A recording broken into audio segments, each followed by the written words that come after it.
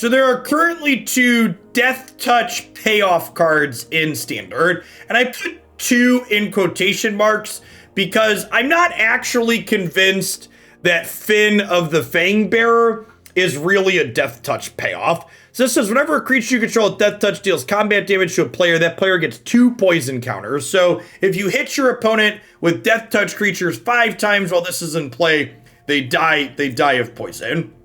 The other, and I think better, Deathtouch payoff is Hooded Blightfang here. This makes your Deathtouch creatures attack for extra, and it lets your things Deathtouch your opponent's planeswalkers, which seems sweet. So past these, we've got a bunch of just the playable Deathtouchers in this deck. We got Questing Beast, Scavenger, Mire Triton, Foulmire Knight, a few Chevill, and then we've got some ram-throughs here as a piece of removal to pair nicely with all of our various Deathtouchers. So let's go ahead and dive on into some games with this and see how it goes.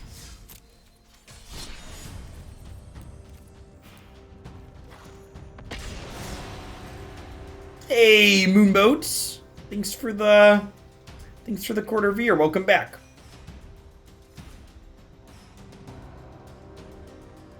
Back again for the great community, Sassy Jeff, and endless Pokemon Go raids. We do have a very active Pokemon Go raiding community. If you're a member of Hooglandia and you Pokemon Go and you're not in the subs Discord, you should fix that.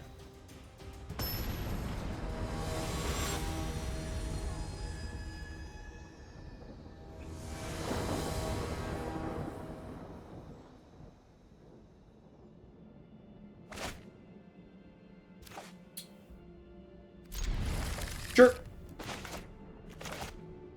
Fetch Forest on one with this.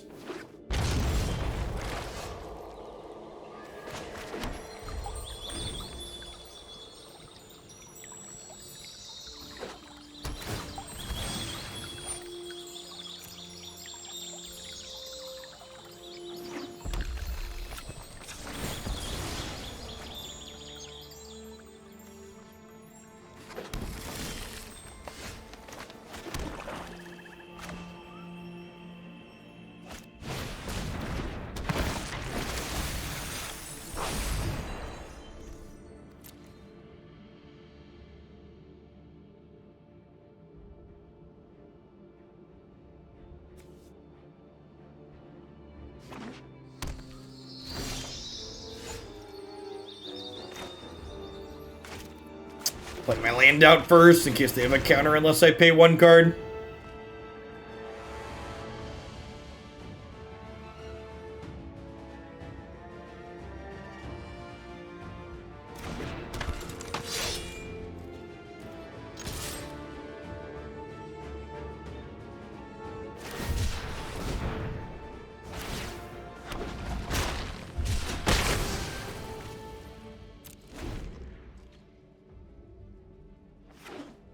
Yeah, I have 3 copies of Binding in the sideboard, James.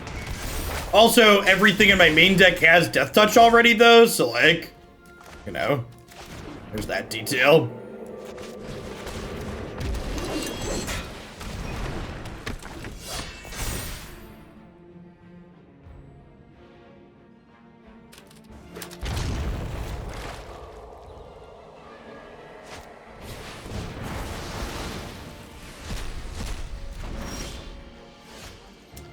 Well, shit.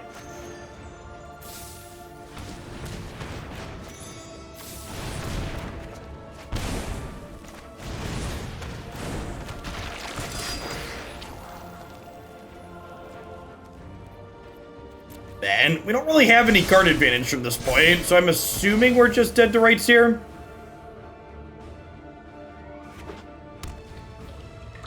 Runeterra spoiler season starts today.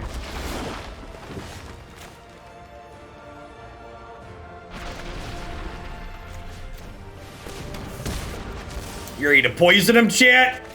You ready to poison him? Which of these would I rather have? I think I'd rather have the Awakening. Could be right to hold them both, honestly. Oh yeah, get those poisons.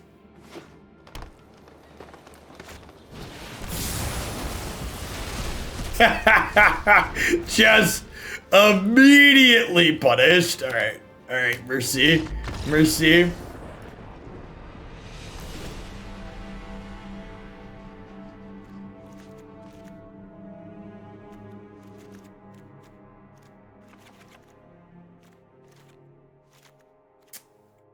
So Necromentia and Agonizing Remorse sound nice. Scavenger's a little on the slow side.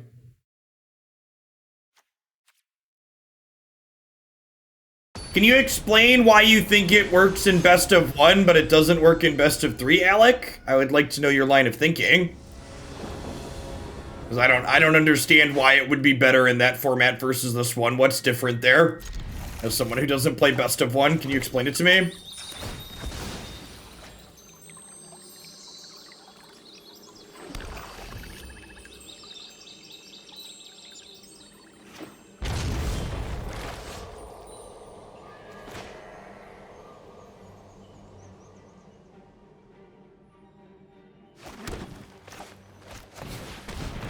I would like the record to reflect that this archetype has posted multiple 6-0 deck list wins on those deck lists we were talking about a second ago on the magic.gg website. Has a lot of postings there.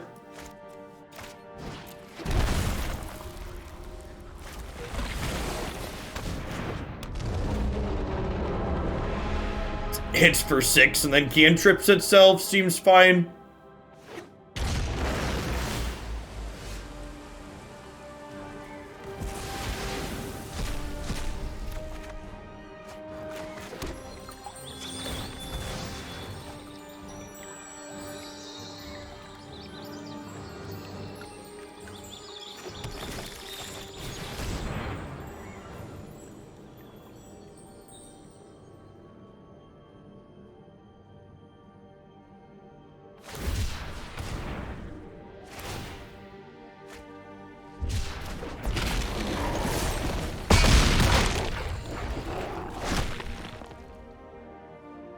They're gonna lose Egon this turn, but we get to keep questing these, so that's nice.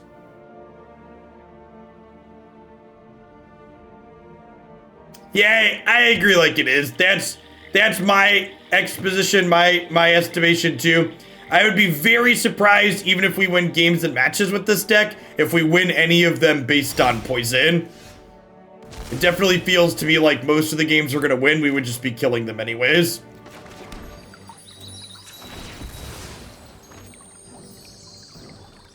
Would be incredibly surprised if the poison counters are relevant.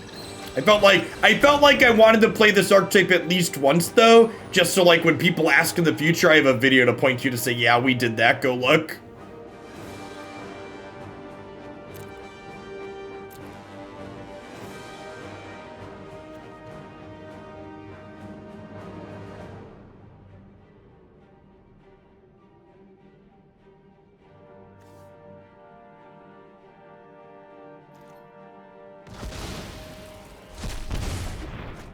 Yeah, but I don't understand. So like what you're saying there, Alec, is you're saying this deck has a bad control matchup. So like, well, so that's a better articulation of what you're saying. Is it has a bad control matchup, which I would believe our deck without card advantage and not a very good clock is a bad control matchup.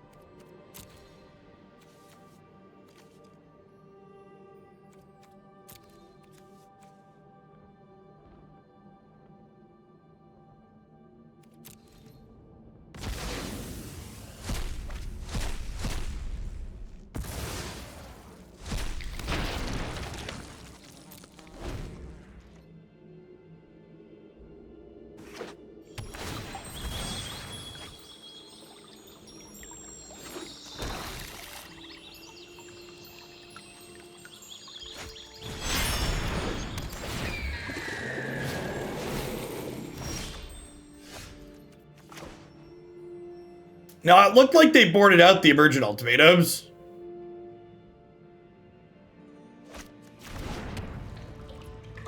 I don't even know what we're doing with this card at this point.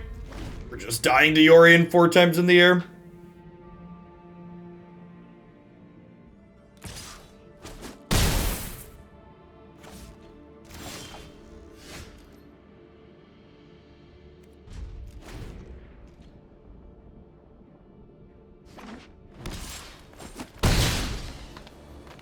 And like, right, and this is the question you have to ask yourself. How often are you winning with poison versus how often are you getting stuck with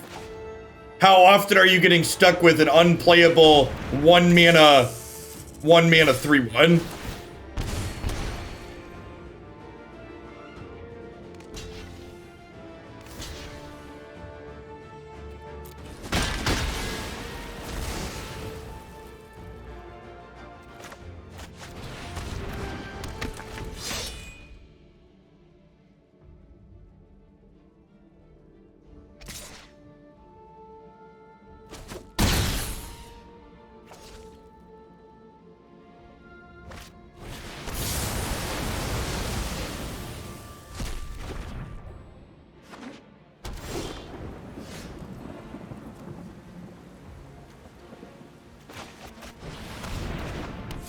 Yeah, look at that, not straw shit.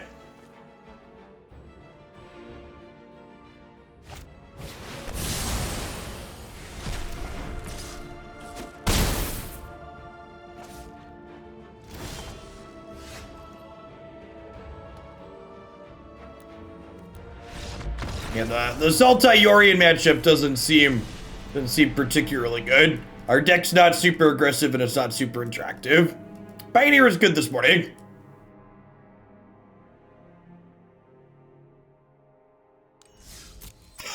I think it's fair to say Pioneer was less bad. I think Pioneer is, like, actually good.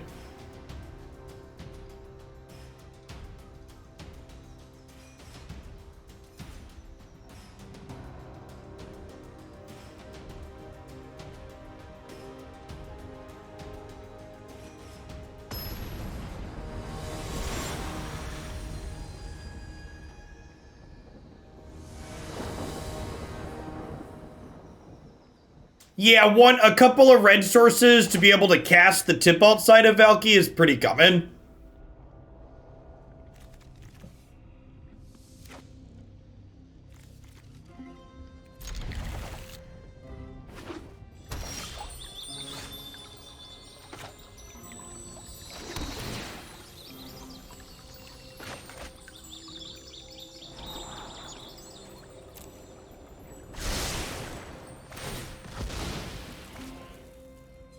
They did have a copy of Klothys in their deck. I mean, Klothys is just a good card right now.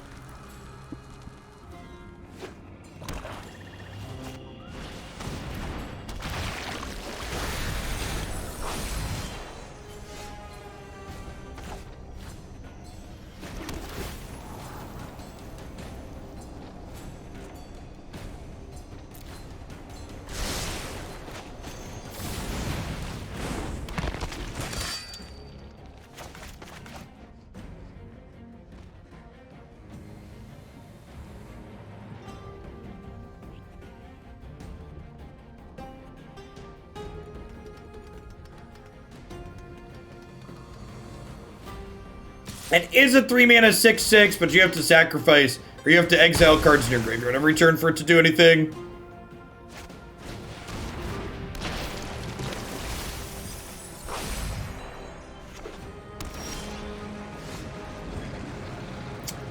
I'm just cantripping this. If you can't exile cards, you sacrifice it and draw a card.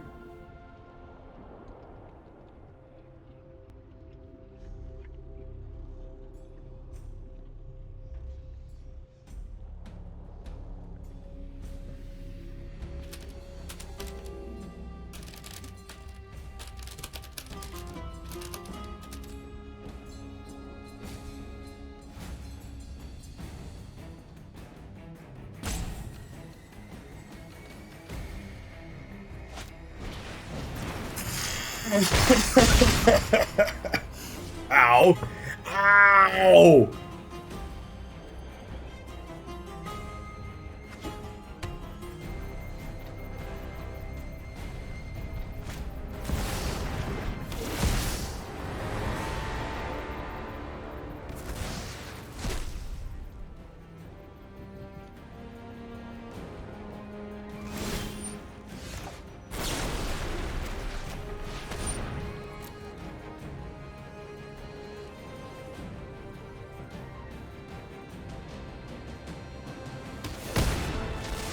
Let's put the second card in our bin. We can keep our 6/6 for a turn.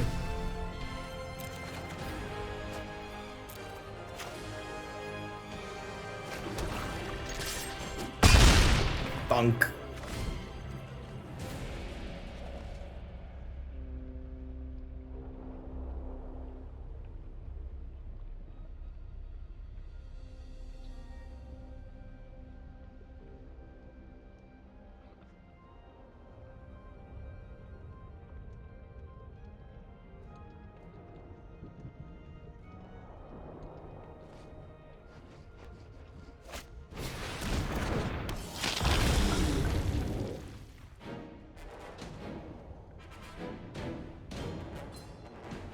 That was Pioneer. It was good.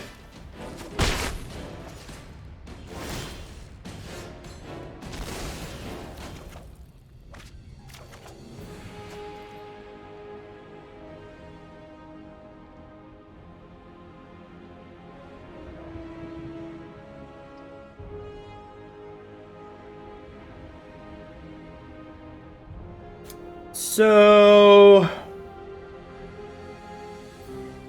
I can't really attack with Questing Beast because they can sack their Mire Triton to trade for it. I think it's just like Scavenger into Knight plus a tapped land.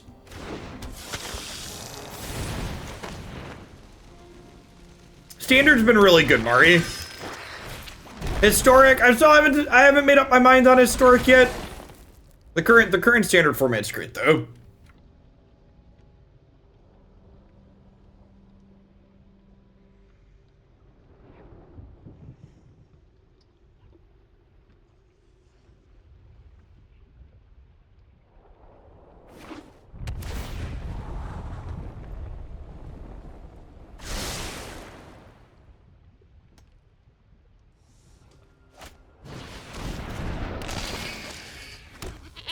I guess my other question to you, Alec, is do you have anything other than anecdotal evidence that there's less control in... Do you have anything other than your own anecdotes that there's less control present in Best of One? Like, do we have metrics on that I'm not aware of?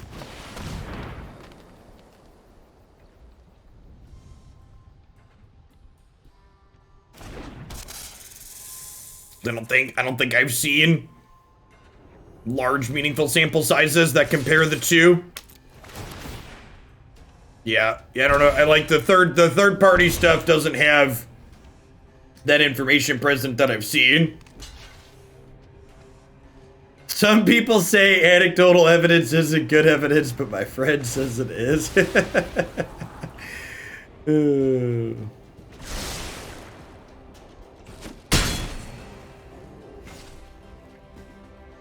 Syrian, thanks for the follow. Good morning.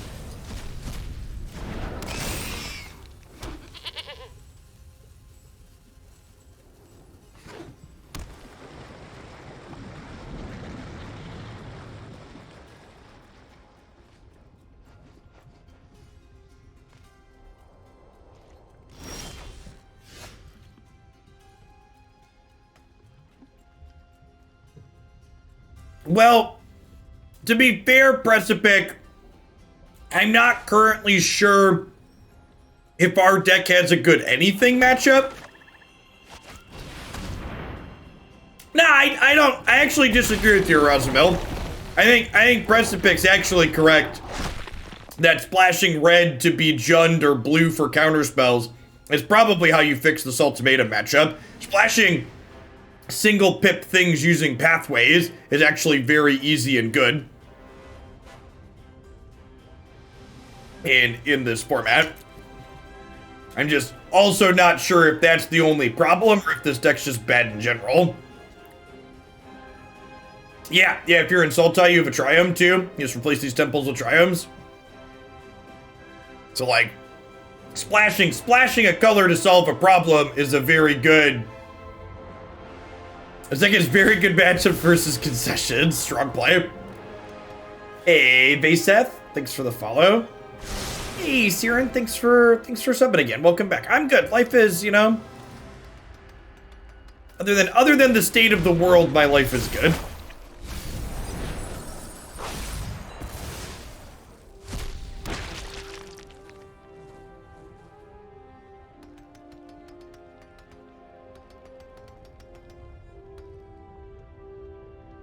I feel the same. Yeah, I'm like, I don't know.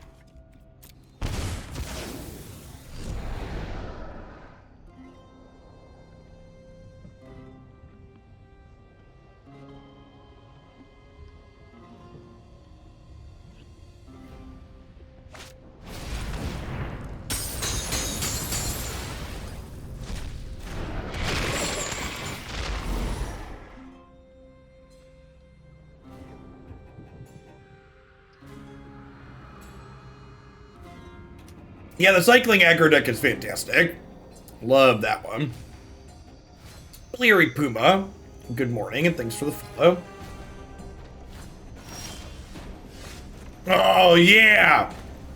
My legendary mythic chat! That'll turn the tide.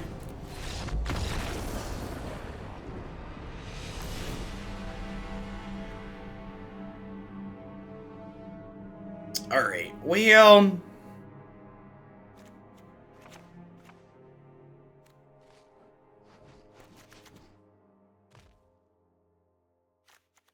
maybe bring in some discard spells because they can tag stuff out of the opponent's graveyard too.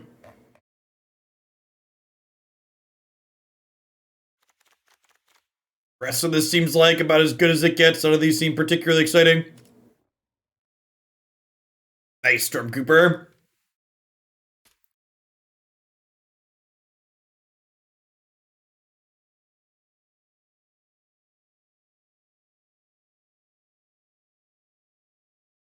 I think Neutralize is a pretty bad addition to the cycling deck. I think main deck Shredded Sails is great.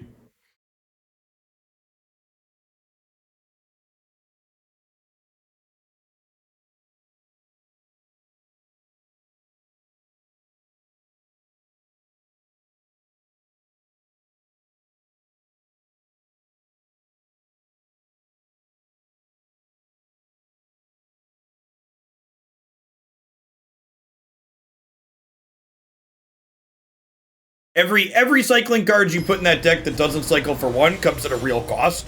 Shredded Sails just has a ton of upside right now.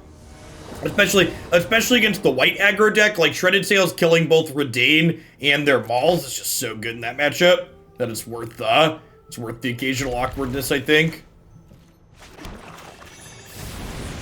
It's like here, right? Like, am I even supposed to play this card on one? Like, I put a 1/1 Deathtouch for one in my deck. I think I'm supposed to be playing it. Oh yeah. All right, this is it, chat. This is the game we kill him with poison. Look at that. On the scoreboard, let's do it. I-O, let's go. I-O, let's go. Do-do-do-do-do-do. Beep-do-do-do-do-do. Do-do-do-do-do-do. Beep, beep, beep, beep, beep. Play a Croxa, you coward.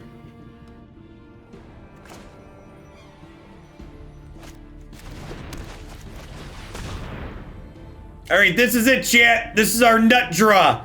Do you think our opponent's afraid? Do you think they're scared?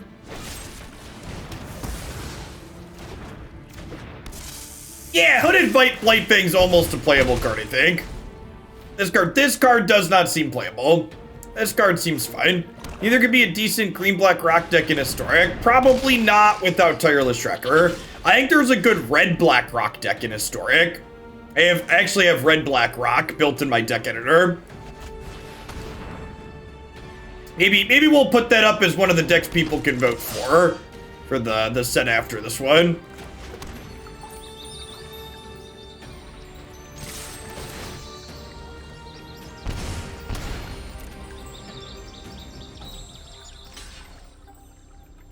I don't even know if Hexproof makes this card playable, if I'm being honest. It's just not a good stat line. Maintenance mode. Wait, does that mean we're getting a State of the Game update today? It's Thursday. Doesn't maintenance mode usually come with a State of the Game update? It is not a Pyromancer deck. I would have said red-black Pyromancer if that was the case, or red-black Arcanist.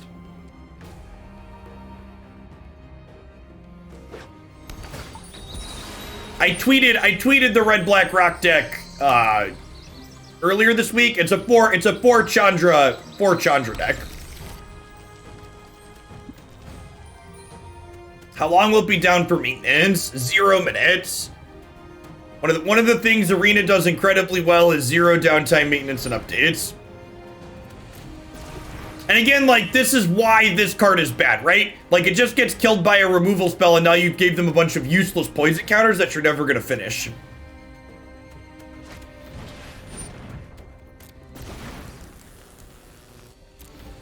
We're definitely going to get back to the Angels deck. I'm trying to make a point not to play the same decks 2 days in a row, but yeah, that deck was good, and we'll definitely be playing more of it at some point.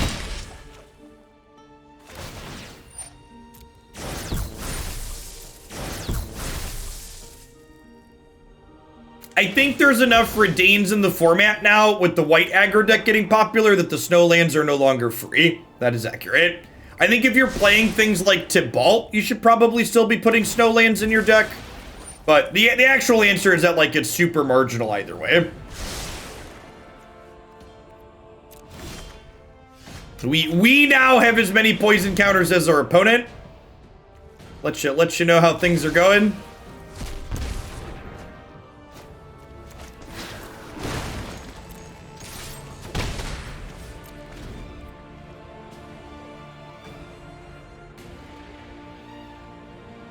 It's interesting that their poison counters are out over here, but our poison counters are in here by our avatar.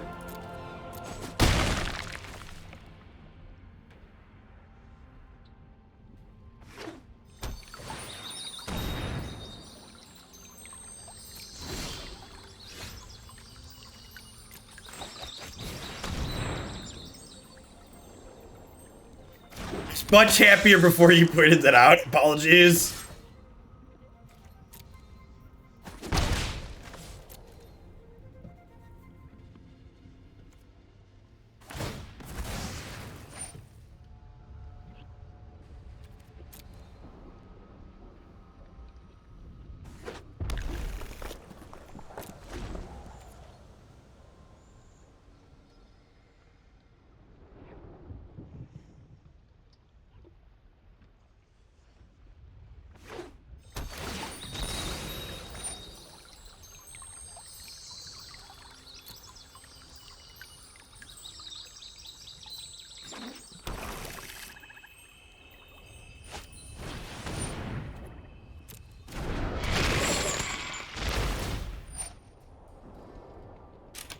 Oh man.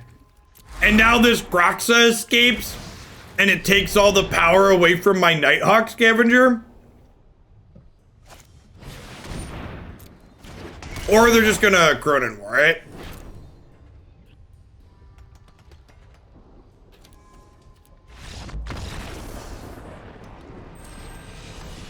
I think I'm gonna try and fit a couple of Runeterra days per weekend, playing some of their Expedition Gen starting again next week, but I'm not a huge fan of their current constructed format. And Magic's been good, so I've been focusing more on this with Magic's recent set release and ban list updates. Alright, we're gonna give the Deathtouch deck one more chance to redeem itself, but we're gonna start deck voting.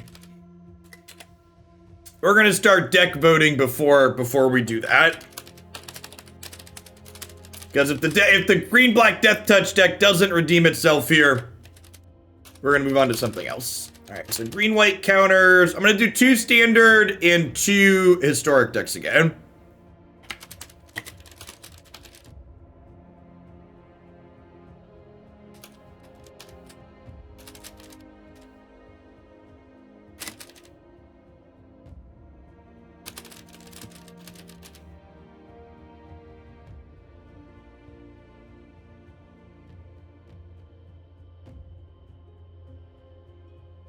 Alright, you have 10 minutes to vote.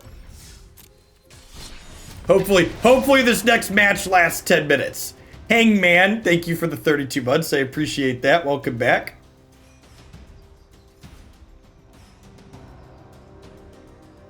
Alright, the early voting has green-white counters and historic red-black mid-range.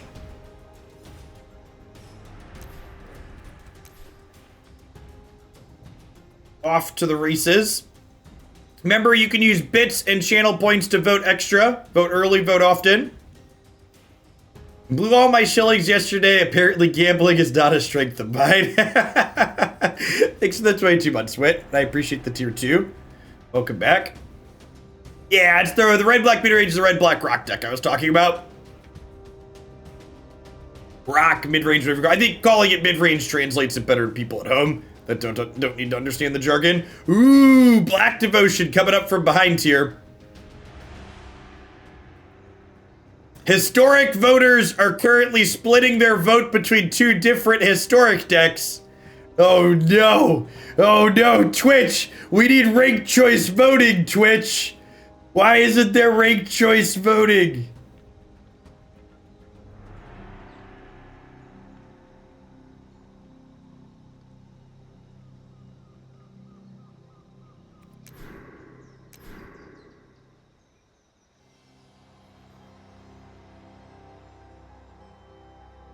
I think we're stuck in queue purgatory, chat. I'm gonna restart my client really quick here. It said we lost connection and I hit reconnect. I don't think it actually reconnected. I cast my third party vote for red-white mid-range. Is anybody in chat from Georgia? Your vote counts for extra if we need a tiebreaker.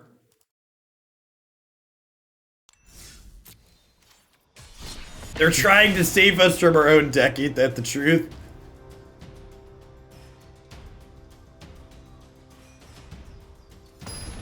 Alright, here we go. Zinta! Thank you for the 42 months of Prime. I appreciate that. Welcome back.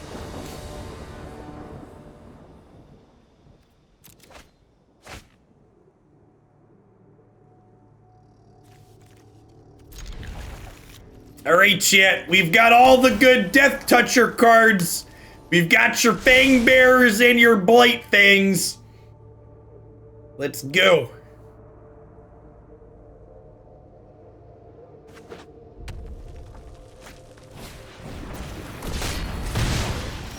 Oh, baby. Mono red. Meet Mr. 1-3 mono red opponent. He's thick, chat. You think my 1-3 is thick? Wait till you see my 1-4. Oh no, I'm scared. No blocks.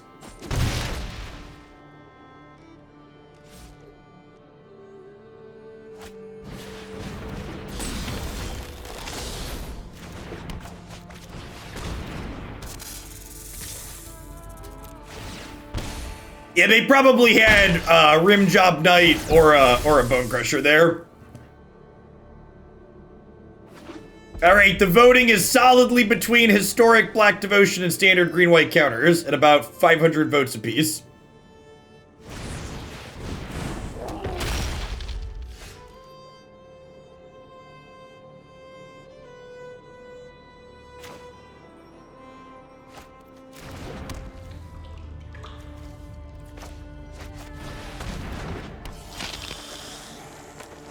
Hey, Osprey, thanks for the 14 months. Welcome back. Yeah, the Pioneer set was good this morning. If you like Magic the Gathering online content, the Pioneer set was worth watching.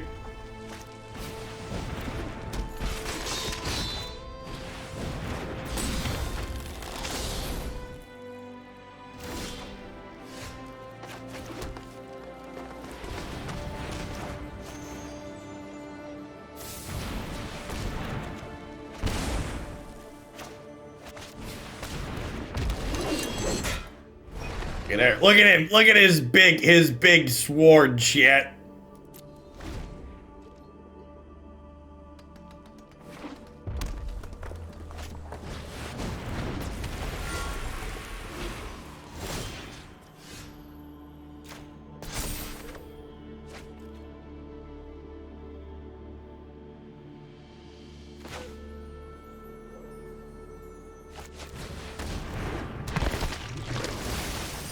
$1,300, 1,600 votes, 965 viewers. Democracy in action.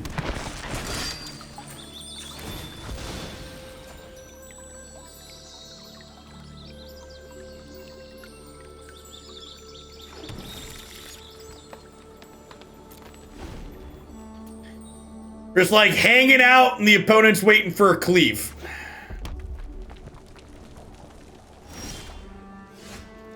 Ram through.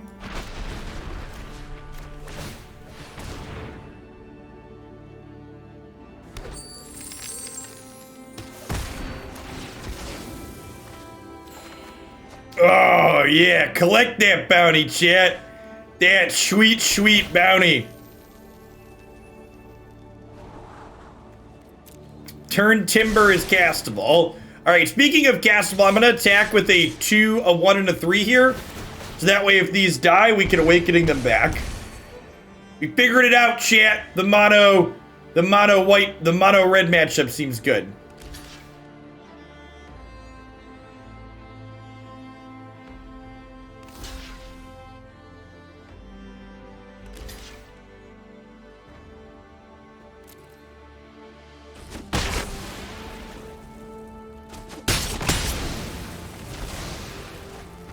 Look at that. Look at that. Value.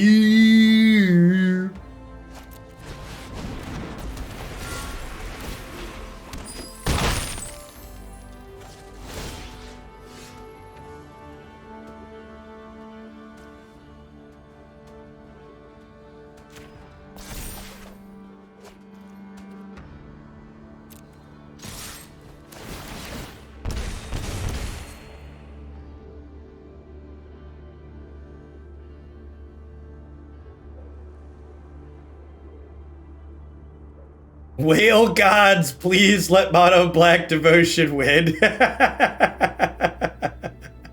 It's creeping up.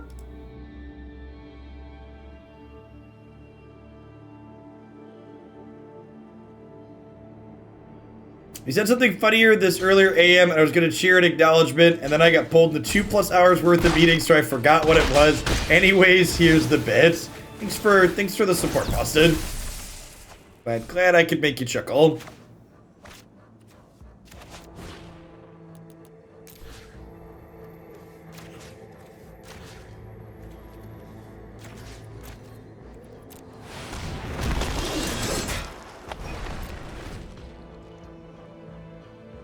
Look at us dominate this mono red opponent, chat. How do you vote? There should be a current poll above your chat. There's a current poll option above chat.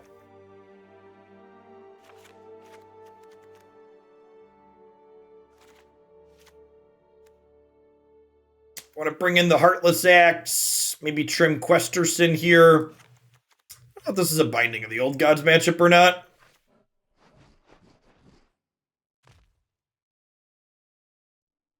He didn't let us see the poison counter victory animation. It's cute that you think there's an animation.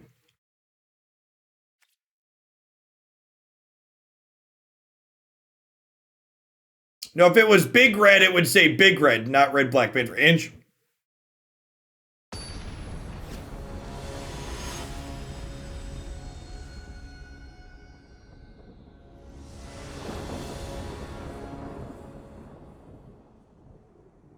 All I want for my decks is to punish mono red players, so this is perfect. Big mood.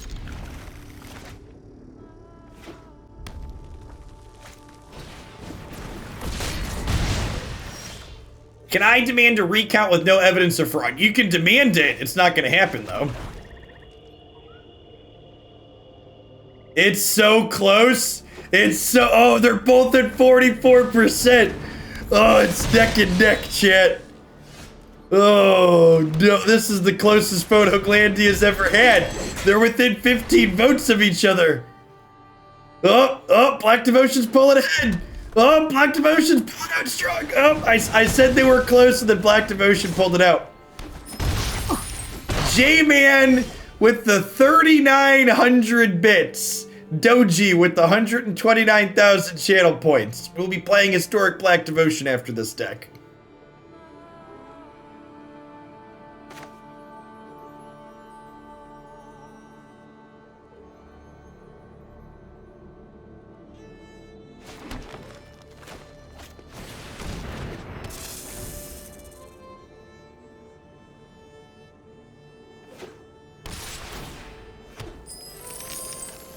The channel voting has been such an excellent addition to the stream. It really has been. The deck voting has been great.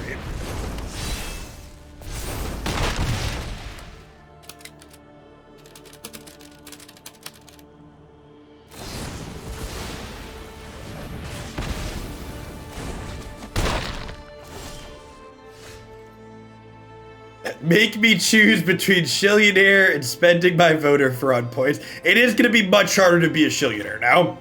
That's true. I don't know how we ever beat Embercleave, huh?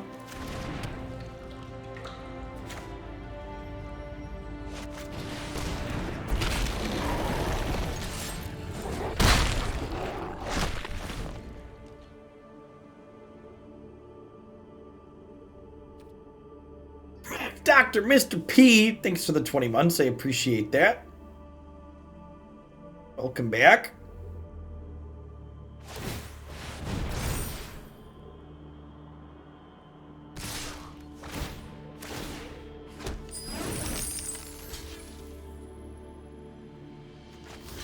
No, I block here. Are we dead? This is 7, 8, 9. We're going to 2.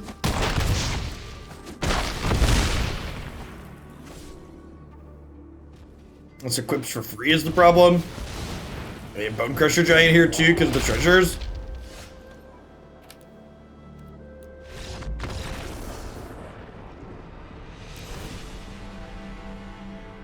Spent 80k on green white. I think I'm done voting for a while.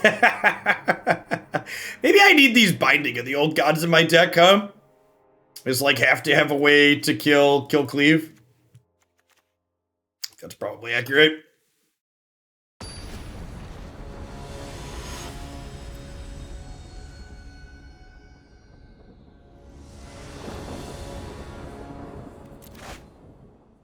Yeah, Faceless Haven really feels like a more balanced version of Mutavault.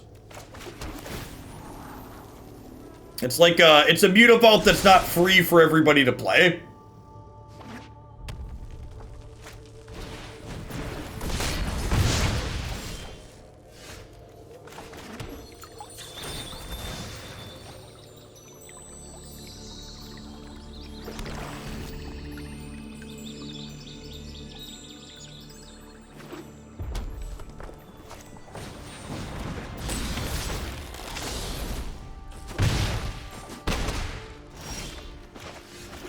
Yeah, I was hoping we could find a 2-drop with the Scry. I don't know, we got Dubs rammed through with the Nighthawk Scavenger.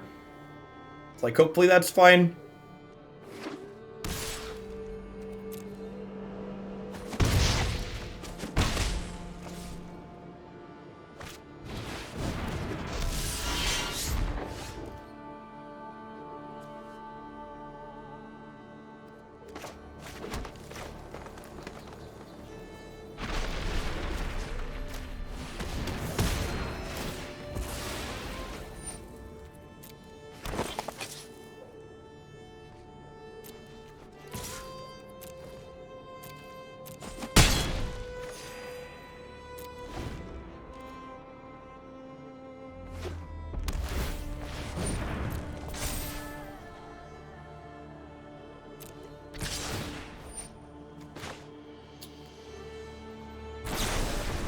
I'm gonna go ahead and ram through Robber here. I think with double Nighthawk Scavenger, we could probably race them if they have to keep spending mana to activate that.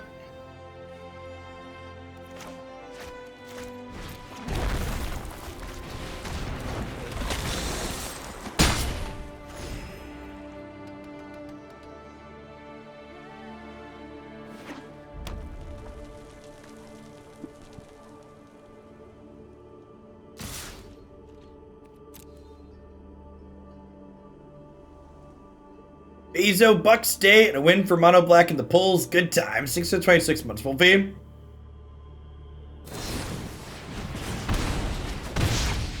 It's like technically not a strict upgrade, right? They can technically shrink their graveyard. It's mostly an upgrade though.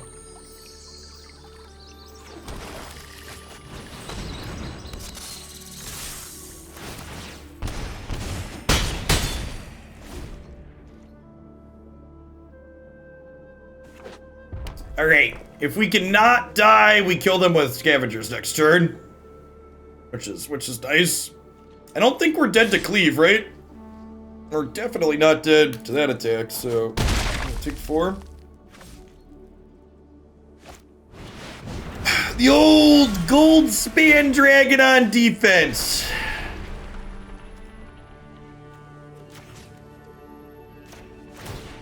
Go ahead and ram through here real quick. We beat mono red, shit. We beat mono red.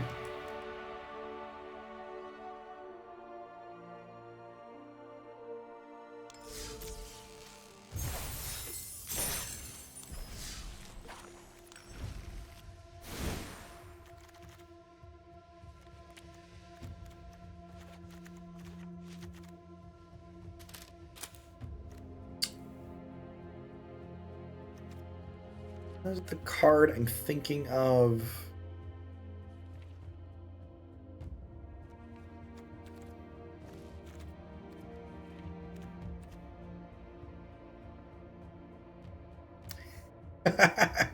So I kind of like the idea. I feel like before we scrap this, I feel like I want to try a red splash, and I feel like this has gotta be adorable, right? Like look at the artwork for starters. I feel like I would be remiss if I didn't cut the shit cards out of here and replace them with other shit cards. Come on an adventure with me here for a moment.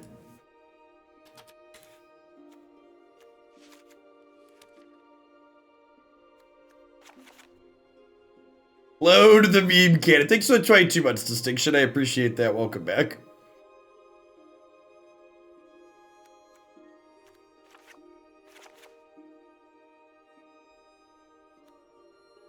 Zagras, was that too? Heartbeat of... I don't even know if that's full meme. This card's just like, okay. Do we have any... What are our party members? We've got rogues.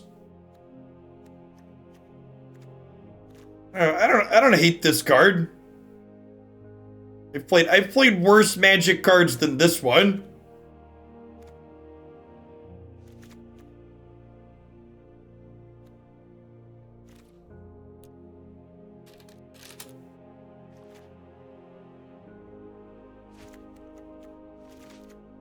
There's an answer for the Salt Tomato matchup. Klothys is fine there too.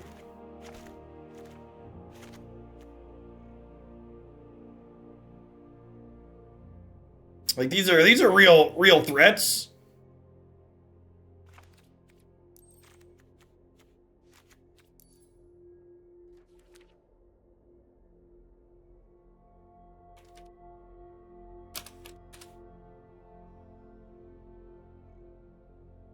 All right, so what else do I want in my sideboard here? Probably Shredded Sails.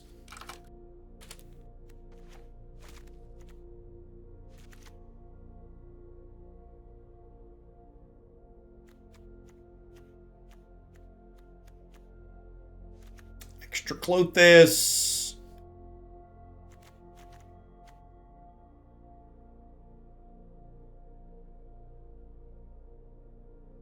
All right, I want you to, like, you know, come on a trip to Magical Christmas Land with me, where we play the Bane of Monsters on 2, chat.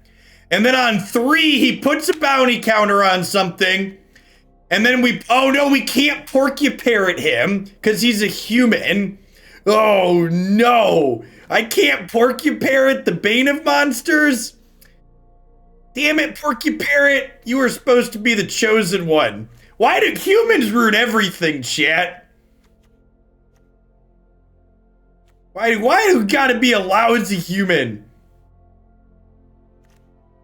Why you gotta be a lousy... This card does work really bad with Chev, doesn't it?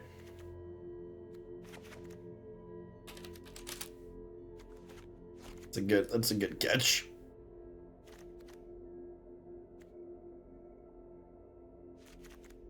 Alright, let's fix the mana.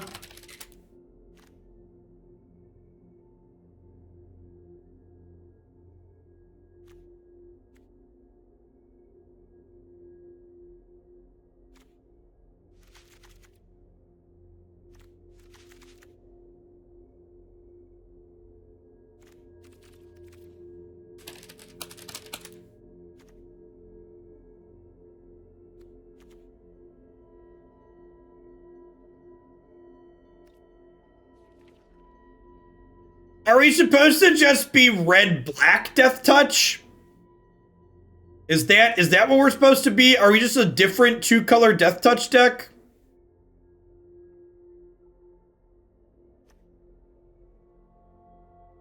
We cut the bad card. So would I rather just be black, red? There aren't any red Deathtouch cards, right? Just like Porcuparrot is good.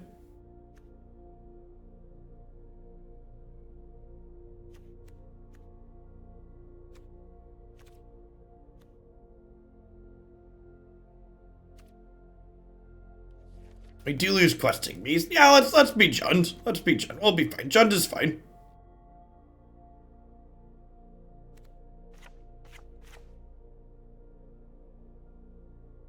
I mean, the problem is someone said Questing Beast is worth the splash. Questing Beast isn't the splash. So the way the pathways work, in this format is your single color splashes are free. And green, like, double colored splashes are not. So, like, we're actually still splash red in this deck. Oh, and look, and there's, text be gone. Cards have text. Text be gone. Cards have text. All right, good chat. Oh, and now none of these have text. And I can't type in the search box.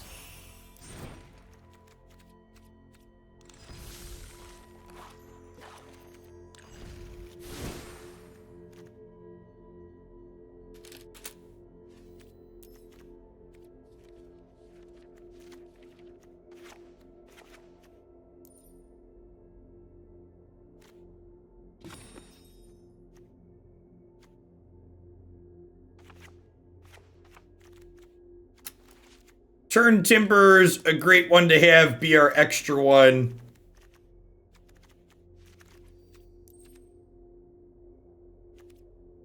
So this is 21 lands, and I probably want some Temple of Malice as my tapped land.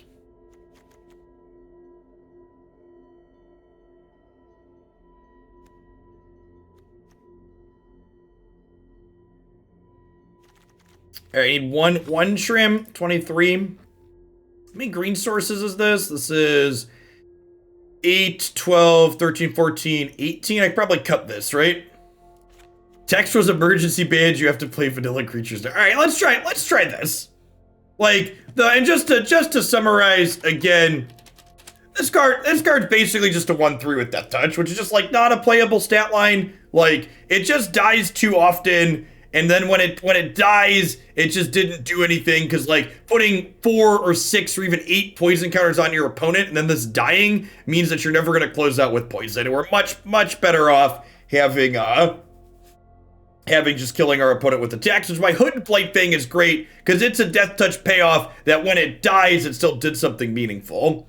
So we're adding Roiling Vortex and Klothys for the Ultimatum matchup, to make that matchup maybe winnable, which means we get to play constructed staple Porcuparrot here, which can mutate onto something with Deathtouch and then tap to murder target creature.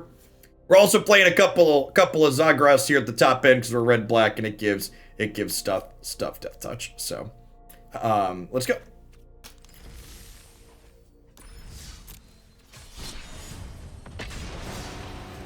Benny, thanks for the follow. Welcome to the channel. Don't you diss-draft All-Star Porcuparrot?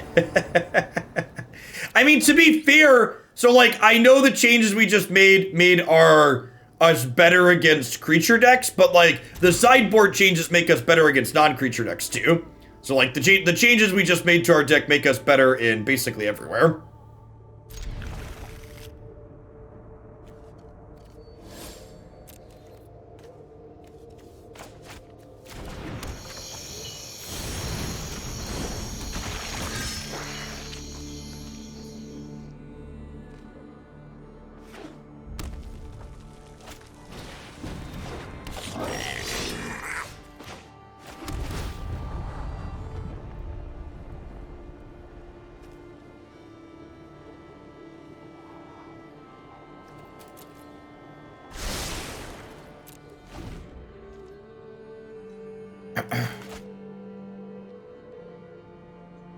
You can purchase the lands you want. You're just not happy with the price you can purchase them at, which is fine, but you can purchase the lands you want. It's just not cheap.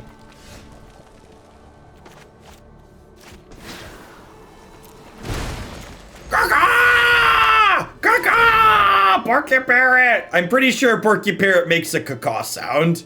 Bah-bah! Bah-bah! No, Porcuparrot!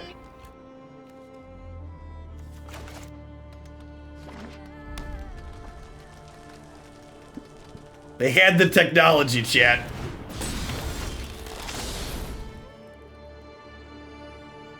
I once heard a Porcuparrot, and now I'm convinced I actually heard Jeff Hoagland instead. That's a strong possibility. I shouldn't have bolted this in, right? I should have played this on tap, probably. 3 life lower than I needed to be. Poor little Porcuparrot, chat. I mean, to be fair, a 3-mana 3/4 is not that embarrassing of a rate, right? Right? Tell my Porcuparrot not to be embarrassed, chat. It's very self-conscious.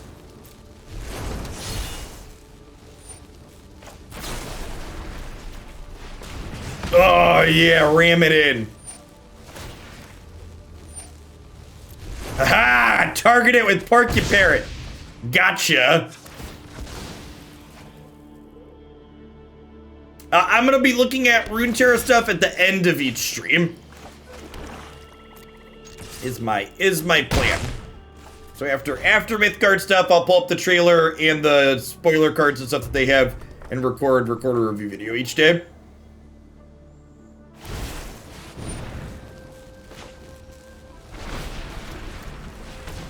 This Porcuparrot's got big dick energy, chat, just ramming through.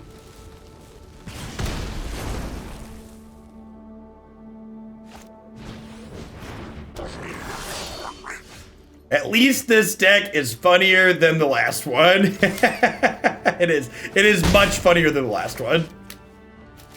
The meme value of registering Porcuparrot alone.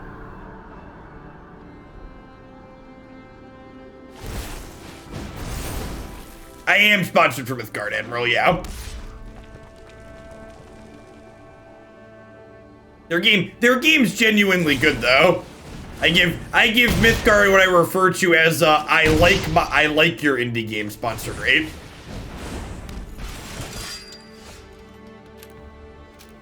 We have unfortunately flooded out and died.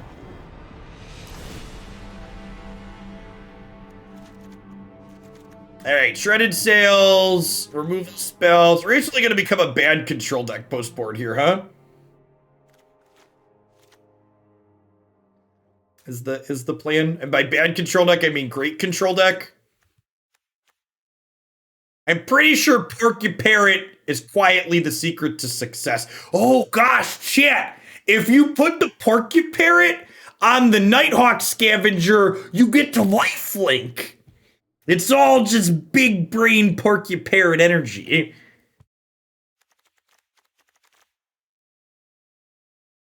I'm gonna have a hard time keeping up with us, huh?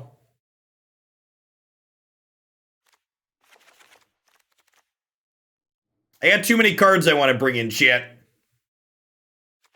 Maybe not all the Klothys. And yeah, and if you put the Porcuparrot on the questing beast, you can attack with it and then tap it after it attacks to kill something. So Porcuparrot synergizes with questing beast too. For any of the Porcuparrot doubters in the audience.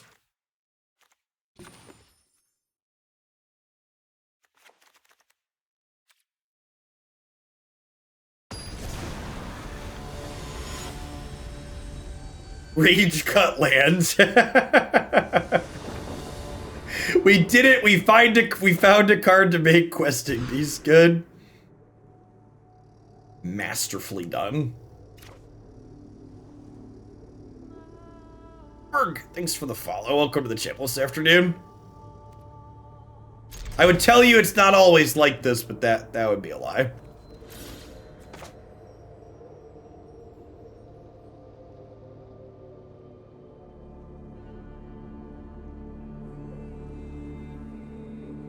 I would like the record to reflect that Jund is technically green-black, so the title saying green-black Deathtouch is still technically correct, which one could argue is the best kind of correct.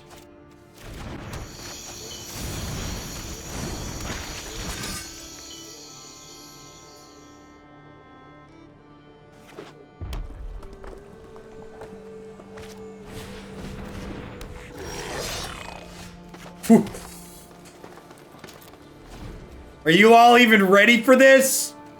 Are you ready? Are you ready for the Porcuparrot? Because he's coming for you, chat. You got a backup parrot this time, too?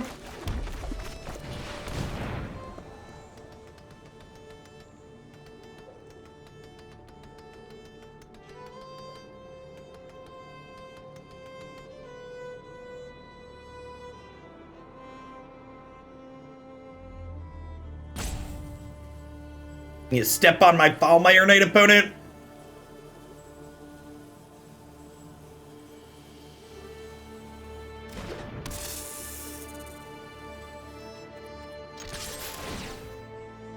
It's good value. Get to gain a life. They lose a life.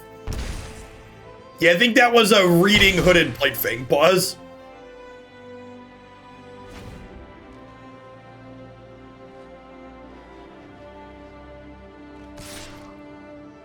Don't tempt the fates, Stormcooper. Don't tempt the fates.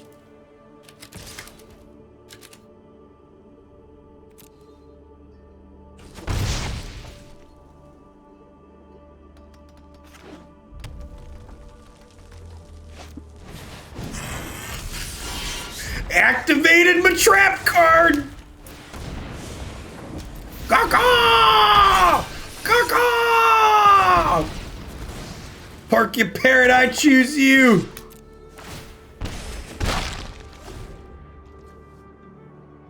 Look at that, chat. They're not prepared. They're not prepared for the Porcuparrot. Don't you step on him. Wow, look at this complete and total utter lack of respect for the Porcuparrot, chat. Look at the way they spit on my Porcuparrot like it's unimportant. No respect for the parrot. Kill that one. Teach you a little respect for the bird. Am I playing a naked parrot? I think I'm playing a naked parrot.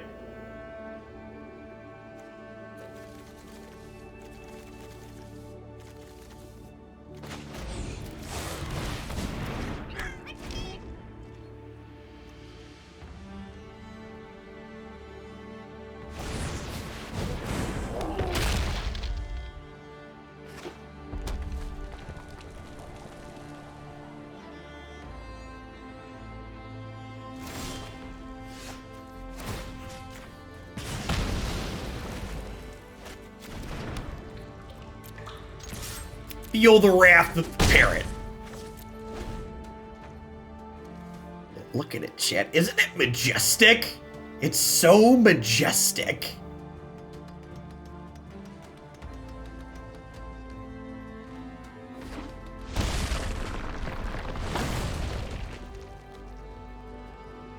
Oh no! They're gonna drop a mountain on my bird. That's just rude.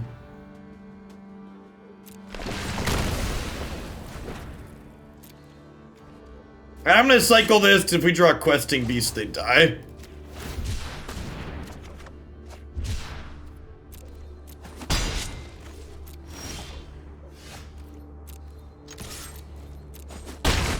Stupid Bane of monsters and your stupid being a stupid human face.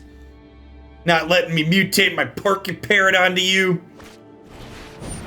Humans are so useless, chat.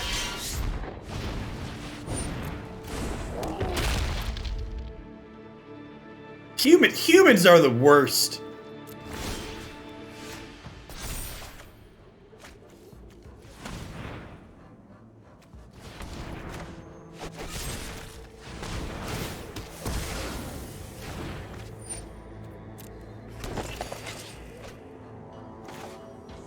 Now Foulmire Knights, chat. Foulmire Knights. They got big Porcuparrot energy. We're all about the burbs.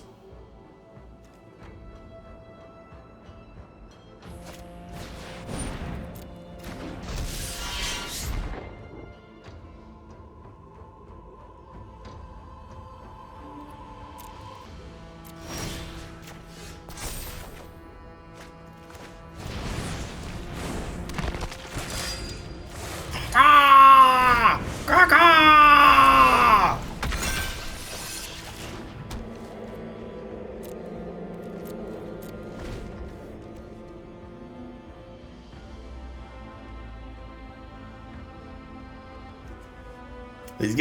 Porcuparrot's got crazy eyes, chat. It knows what's up.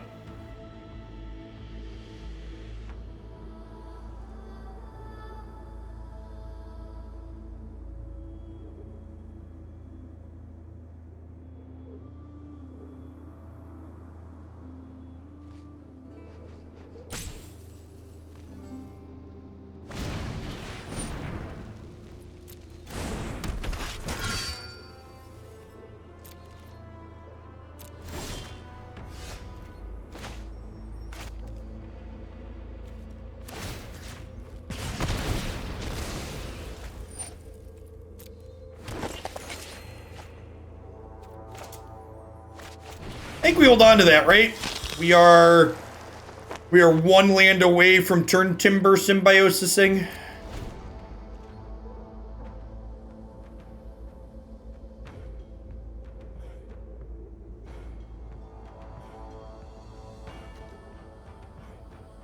Well, this does damage to any target? Oh, that's so good. This card's busted.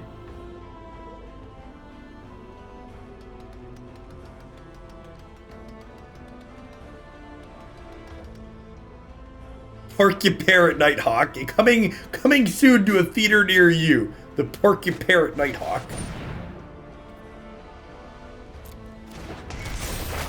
Oh no! Oh no! Oh no! The Accroded War is so good against our creatures that have Deathtouch, chat.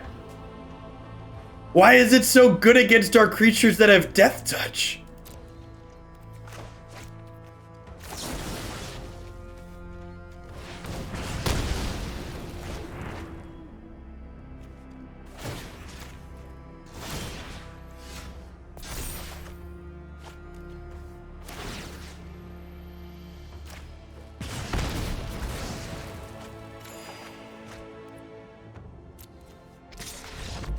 Yes! Porcuparrot's reign supreme. Look at that. Look at that. Just like we drew it up. Alright, I think I want Chevill more than I want Klothys here. After seeing how that played out. Honestly, I probably want my Ram through too.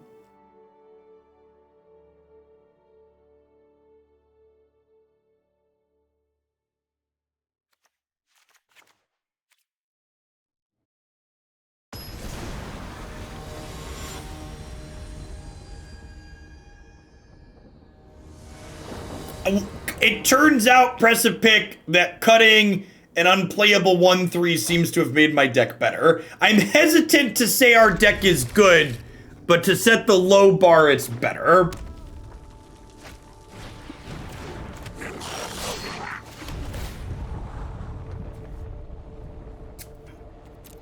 We're bottoming that, right?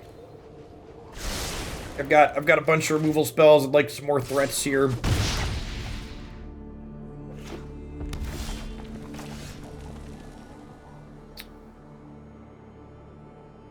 It feels like they have a stomp, right? So I'm gonna go ahead and pass here, rather than playing out Mire Triton into a stomp.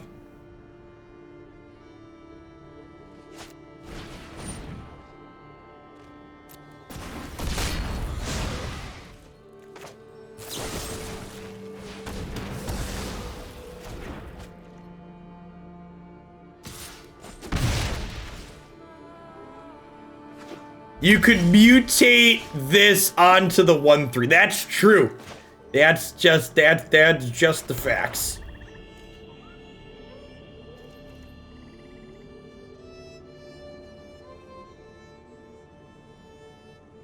I think the 1/3 is an elf, actually. Let me look on card.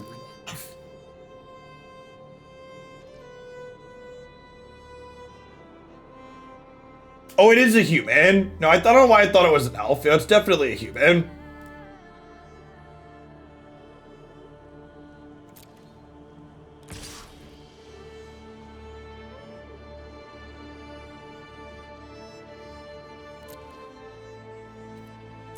Oh yeah, it only gives poison for combat damage too. So it does not work with Porcuparrot at all. Gosh, chat. Don't you understand which cards work with format staple Porcuparrot and which ones don't? Get with the program, chat.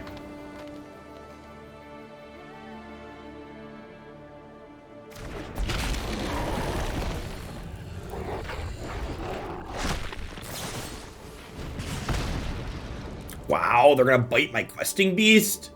He's got, see, this is a judge ruling on a frostbite hurting questing beast. He's very clearly has a lot of fur, chat. There is a lot of very clear fur on this picture.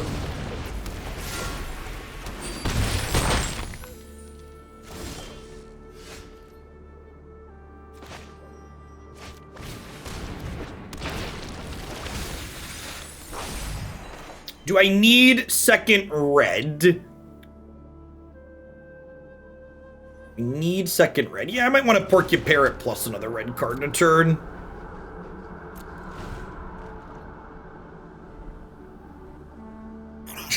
Shred the gold span sails here.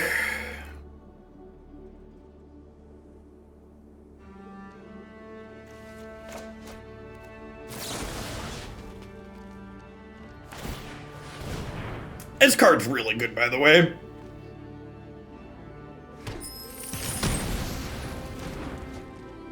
Questing Beast is part snake, therefore it's cold-blooded. Oh, that's a good catch. That's a good catch.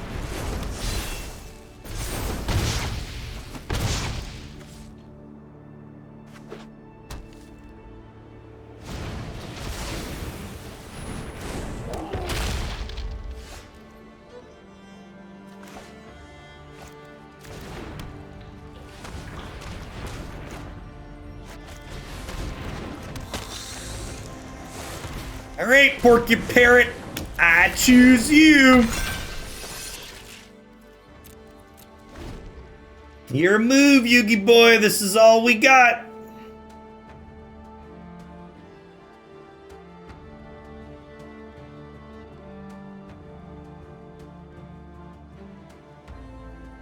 Staring down the barrel of the Porcuparrot, chat. Don't tell me they drew Shatter Skull Smashing. They had no cards in hand. Don't you dare.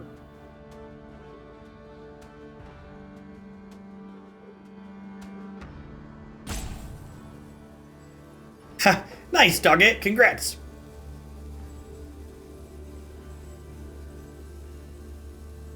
Yeah, the quality of play patterns in the current standard format are pretty reasonable.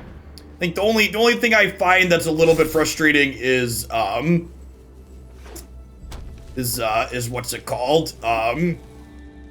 Rogues is a deck I prefer not to play against, and everything else is pretty reasonable. Okay, so with them playing their other card out here, I think I just kill Bone Crusher and take 8 and go to 2, right?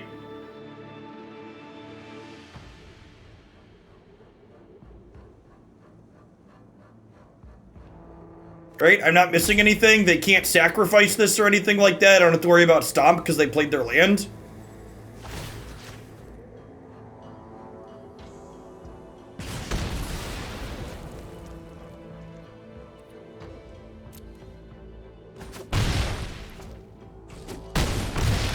Now, I like making them pay mana to activate. Yeah, this lifelinks, chat.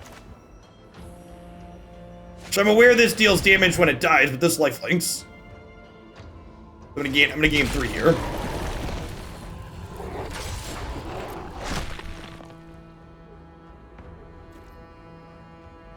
Oh, if we killed the land, the hawk would be bigger. That's a good call. Yes. Okay, so I like taxing their mana to make them attack, but making this be bigger would have been a worthwhile addition. Yeah, you're right. That's a good thought.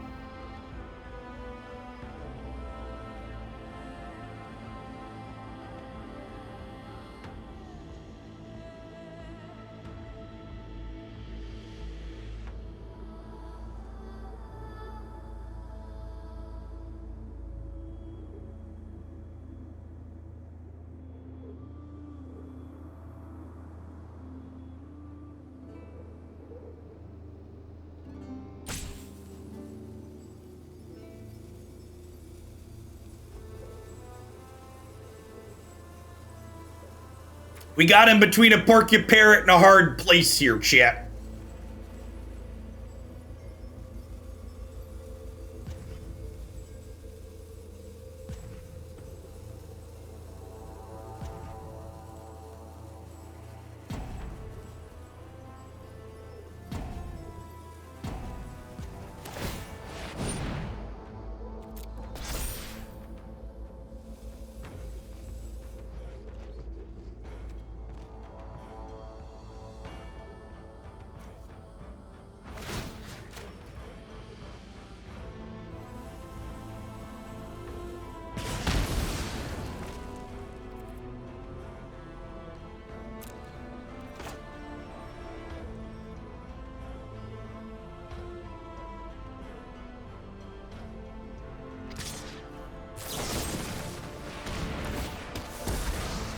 Okay, we go to 3.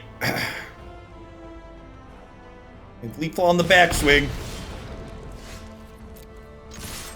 Gah! All right. Porcuparrot is undefeated, chat.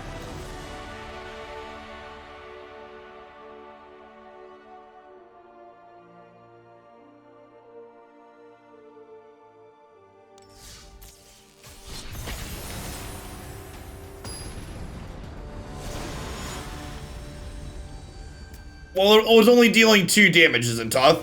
So they couldn't kill our X3.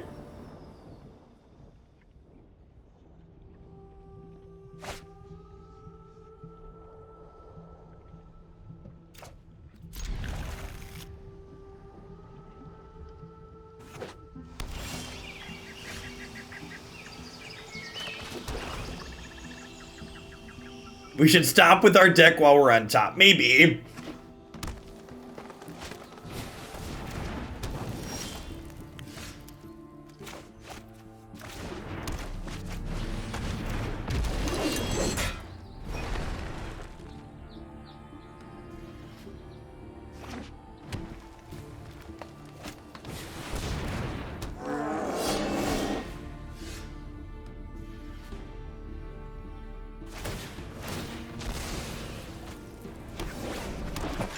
We're just casting Old Growth Troll as a ramp spell. It's interesting.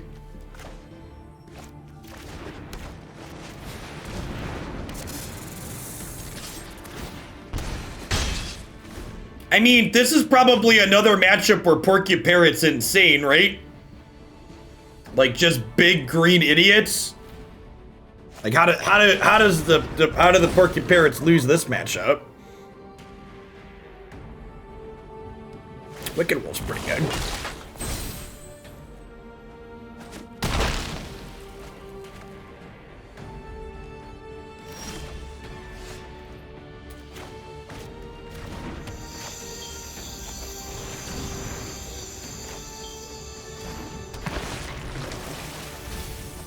Oh no! Oh no! We milled a Porcuparrot, chat. They know we have the technology now. They know our secret. No.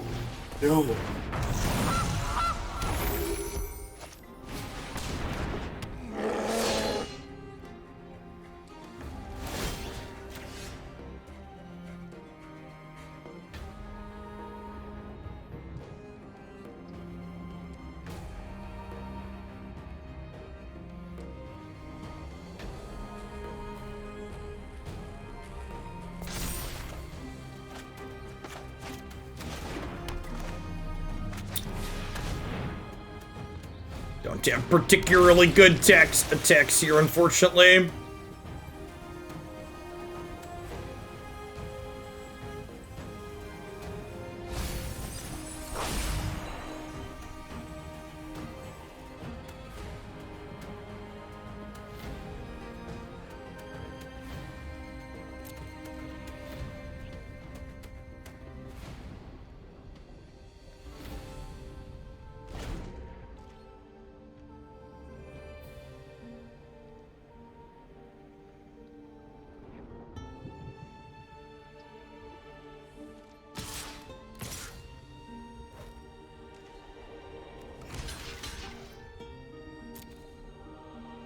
Yeah, I've got a whole list of variety stuff, Alistair, in the shrimp cube.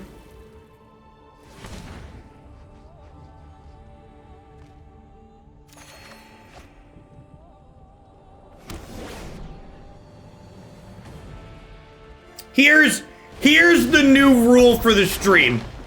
From now on, anybody who asks me how much money it is for me to do something is getting timed out. Because if you have to ask, you can't afford it.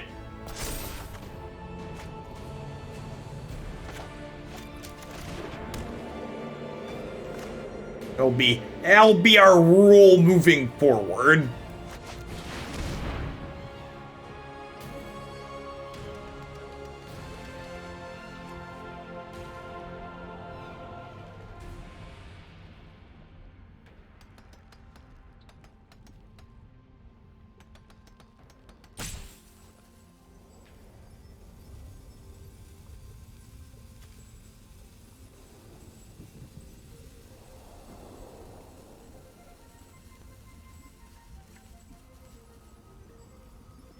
We are going to be playing Bug Snacks as the next variety game.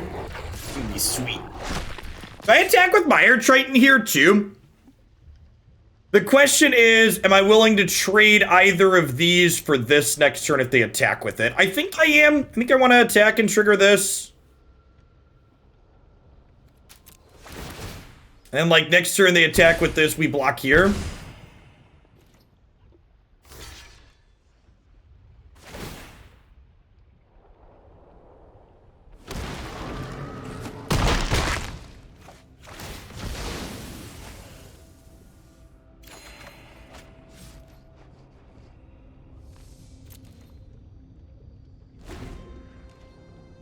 Of course they are. Investigate. Our deck's doing pretty good considering we haven't drawn ourselves a Porcuparrot yet. What on God's green earth does this attack mean? What are they playing that this attack means into my 1/4? It is a long time, Bob. Thank you for the 42 months. Welcome back.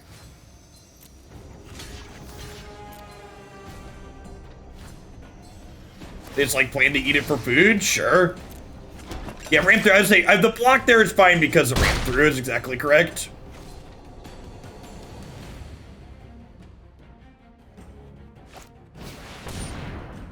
You may sacrifice 2 foods if you do create a 7/7. Sure. You have a giant opportunity.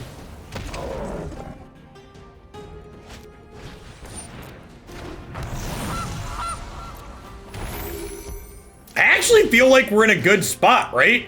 Like this goes here. I get to scavenger, ram through this, gain a bunch of life, attack for a bunch.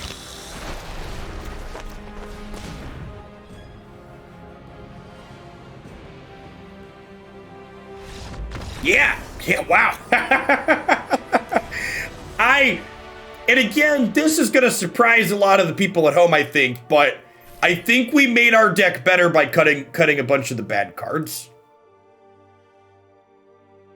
And again, like, and this is like, I feel like this is a good example of you can brew in these formats, but you just need to be like doing specific things, right? Like,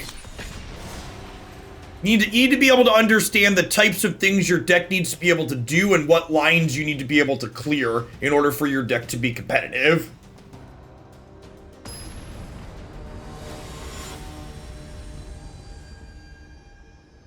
I mean, like, but like, we're playing Porcuparrot, right? I'm not saying don't play bad cards. I'm just saying, like, have a plan and understand how your bad cards are working and what they're going to be doing. So, like, Porcuparrot's actually a great example, right? Like, we can reasonably have this do something that's powerful when it gets going. And like, a good example of the opposite is that shitty 1/3 that we cut, right? Where like, you put a couple of poison counters on them, and then it literally just doesn't do anything because they killed your 1/3 and you were playing a 1/3 for 2 mana.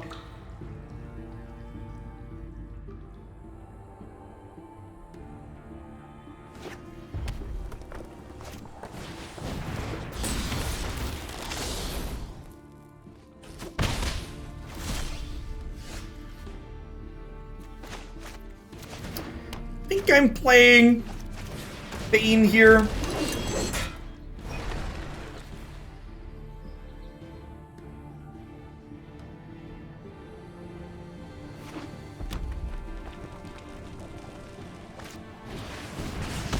Wow, they're playing Fire Prophecy. That's really good. It's not even, chat, it's not even about, like, people are talking about the stat line. People talking about the stat line don't get it either. You should think about what does the card do when it's at its absolute best. And, like, when you think through the best case scenarios for that 1/3 that we cut, they're really not that good, right? Like, you think like, okay, what's the best possible thing that they could do here? And you're like, it's really not great still. Whereas like this, the best possible case scenario is like, you get to kill something every turn. Like, that's great.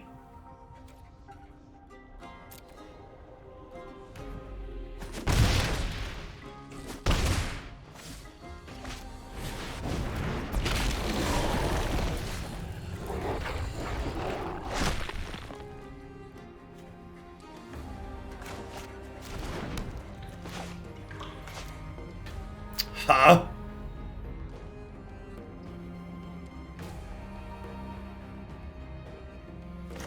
I think I unfortunately have to Parrot this and then play this as a 1/1.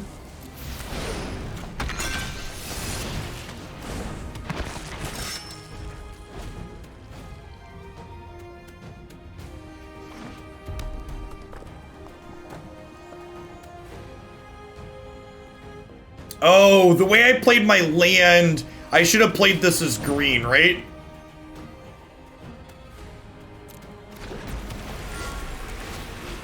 I kill this before they get a thing. I guess this lets me play double Mire Triton next turn. EX, thank you for the 16 months. I appreciate that. Welcome back. Thanks for keeping me around. Yikes. They drew another good one up there.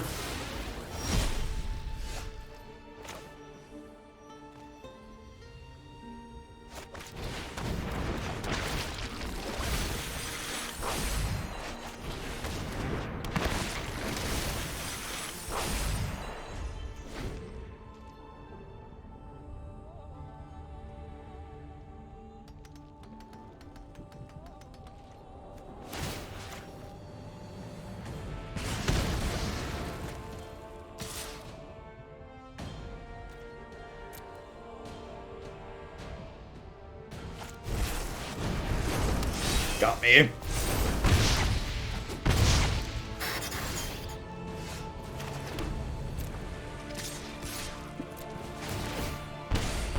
Oh, right! This still has the when you attack trigger on it, too. I forgot what was under the Porcuparrot, chat.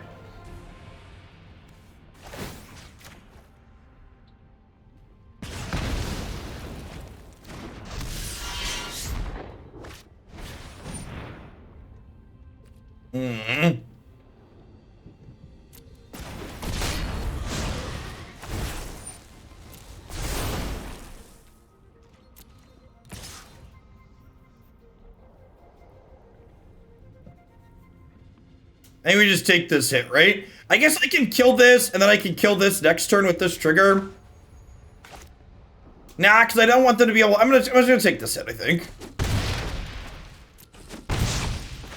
And then actually, if I ram through here, and then if I spike a green source here, are they dead? This would be 5, 6, 7, 8, 9, 10, 11, 12, 13, 14. Yeah, they're dead, right? Because these can't block. The triggers on this is lethal. 5, 8, 11, 15. Yeah, like, this was sick. Like, yeah, this was great. That was sweet. Matsukoa Gaming, thanks for the follow. Welcome to the channel today.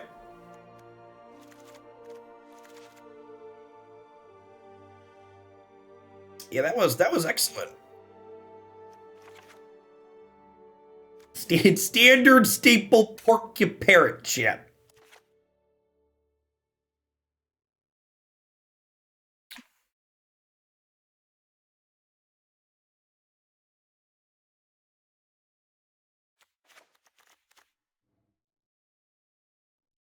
I feel like I should probably upload the Jund Deathtouch video deck as its own video.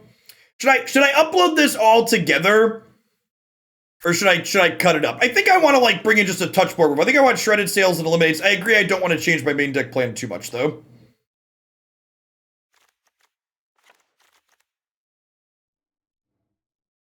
Yeah, I think all together to show people how we iterate and why is probably better.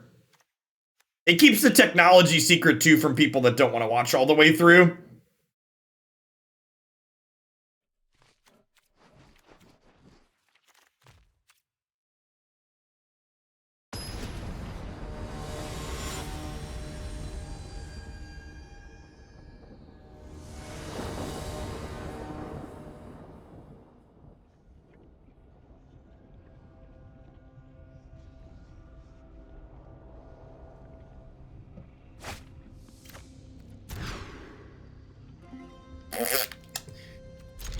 Guess we bottom this.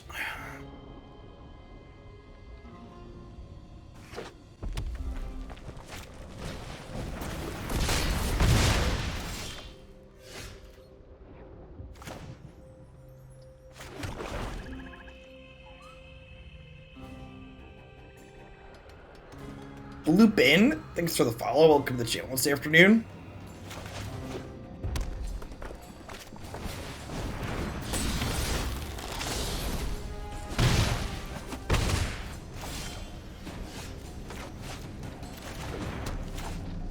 Probably just eliminating Robber.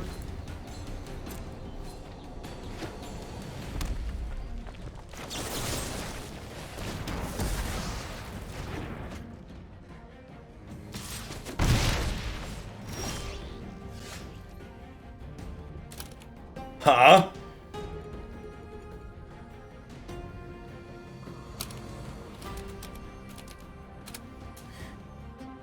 Do I play this on black now so I can play this?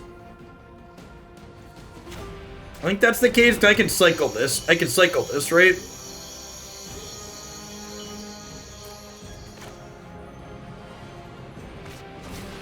I'm gonna lead on this. I guess this is bad against Stomp, but they showed us Fire Prophecy earlier too, so like this could die potentially if I played it out. Pain Train, thanks for the brand new Prime support. Welcome to the channel. There's a lot of great people you can send that to every single month there on Twitch. Thanks for sending it my way this month. Excuse me? Deal. What is in their hand? Is their hand just like...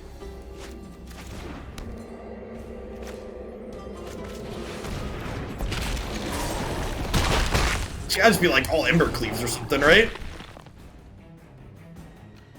Just like cleaves all the way down. Oh, and Goldspan Dragon, sure. That makes sense.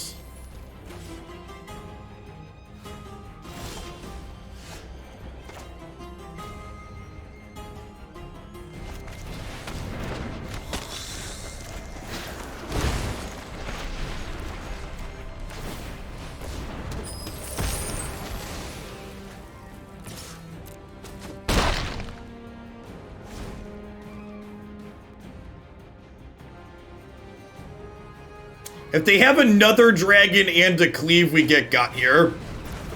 They're playing Claim the Firstborn? I think we just died to cleave on our Nighthawk Scavenger. Yikes. Yikes. Alright, well, shit. Our mana was a little awkward this game.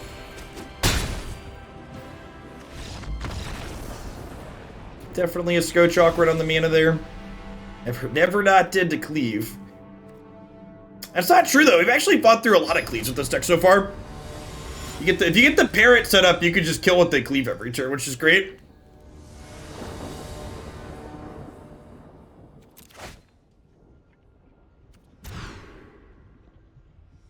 I would lay challenge to the idea that Ember Cleave or Claim the Firstborn is sweet.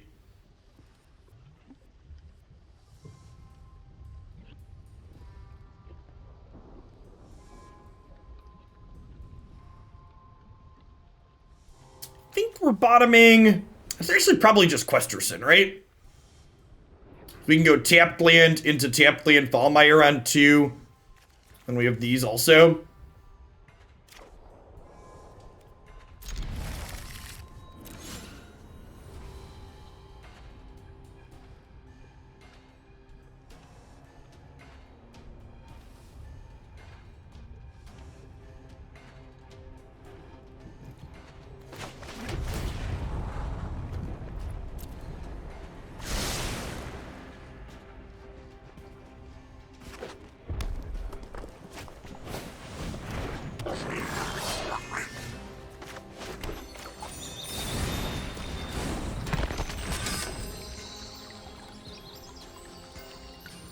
I played Ikoria Draft, so I know Porcuparrot is A tier. Thank you. Don't doubt the bird, chat.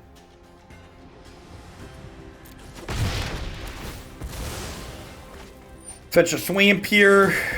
Hope to draw a land for Nighthawk Scavenger next turn.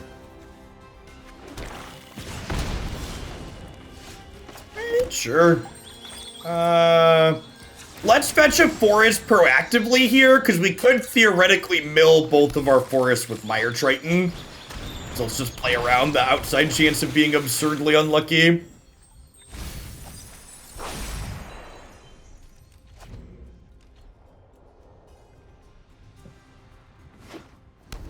Red aggro and white aggro are the two best performing archetypes in the current format for people that haven't been keeping up, for wondering why we're seeing what we're seeing on stream.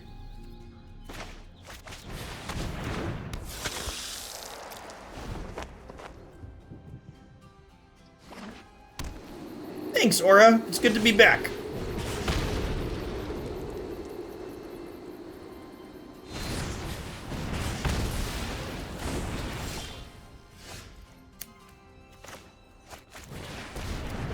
We're unfortunately running out of gas here.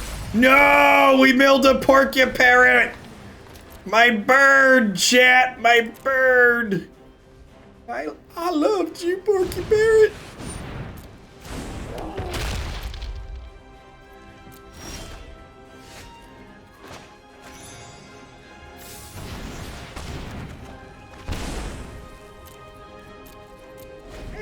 That's actually not a terrible draw. It like blocks something, it draws a card, and then it blocks something down the line.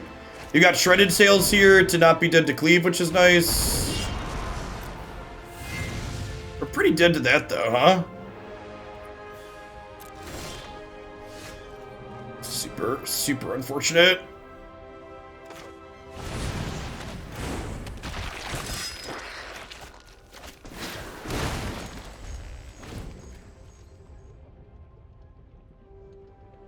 This plus Annex plus Castle probably kills us.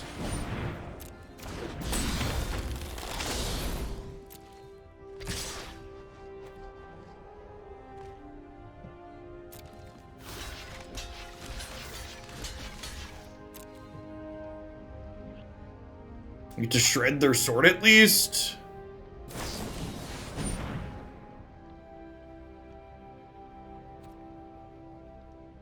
Okay. So we're taking 6. So this means they don't have cleave, right? So I should cycle here.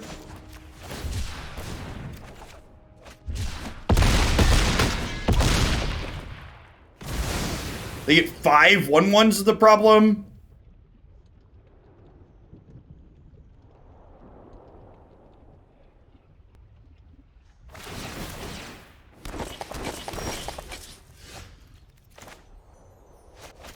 I knew I was supposed to hold on to Turntimber.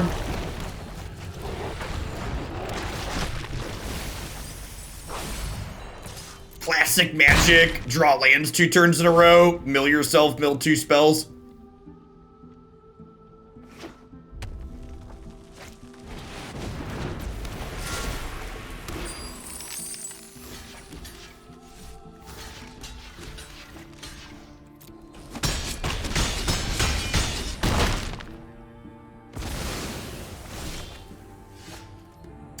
Unfortunate.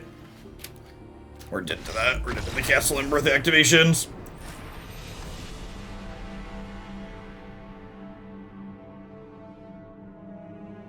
Alright, let's do one more. I don't think there was really anything we could do about that loss. Opponent had a claim plus a cleave in the second game, and then we just didn't have any spells in that third game. We drew a bunch of lands and milled a bunch of spells.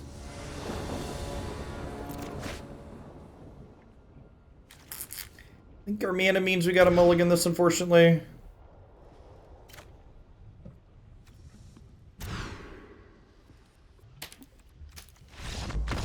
I'm gonna take a mulligan on our last match with this deck.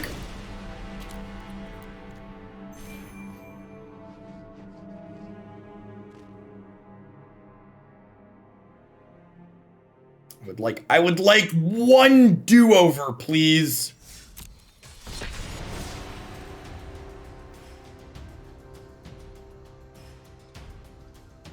The first mulligan there is like kind of the deck's fault.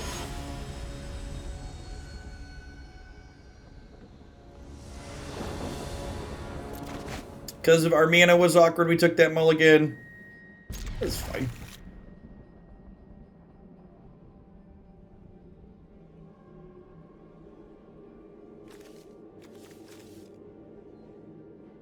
I don't even know how many Jund Triumph we would play. Probably only a couple. I do wish we had a full set of triumphs in general, though.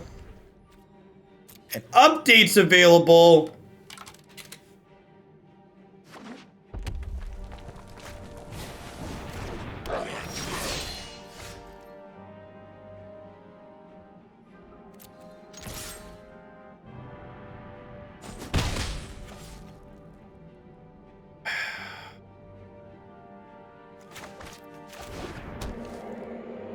Can't realistically play this out and trade 2 for 1 here, right?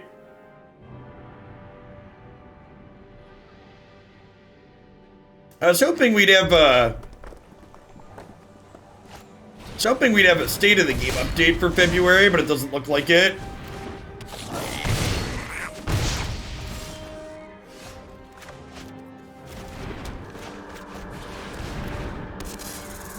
Zagras looking real awkward here. About to get cleaved on turn 3.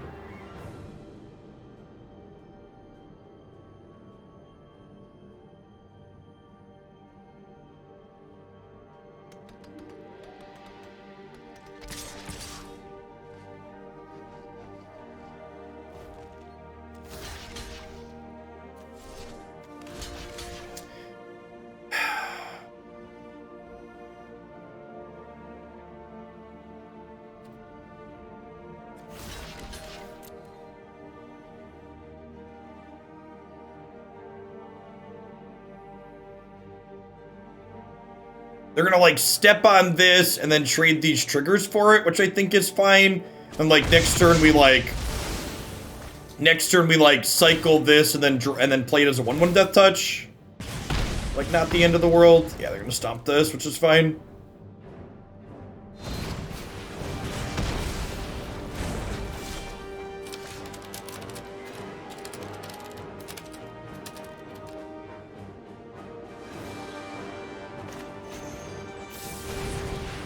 I feel like I was ready to be a dad. Yeah, I mean, all 3 of my children were intentional. Like if Christy and I didn't think we were ready, we wouldn't have had them.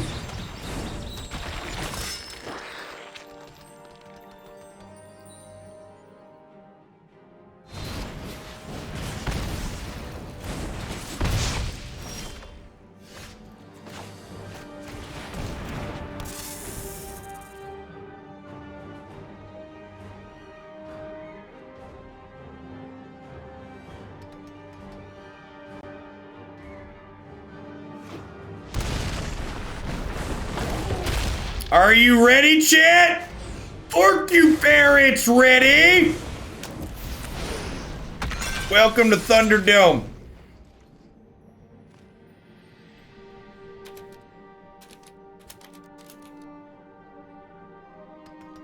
They're gonna have 2 removal spells for my Porcuparrot, aren't they? Don't do it, have a heart. You've already played 2 stomps. We've created a monster. Nobody wants to see Deathtouch no more. They want Porcuparrot. Deathtouch is chop liver.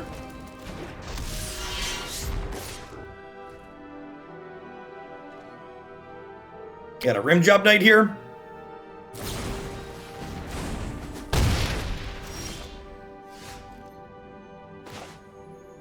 Well, I only have one green mana. Awkward. I think we lead on Scavenger then.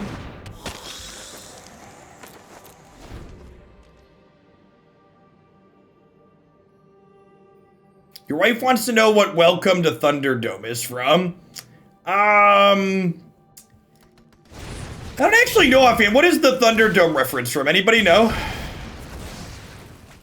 Is it Mad Max? It's Mad Max, right? Okay, yeah.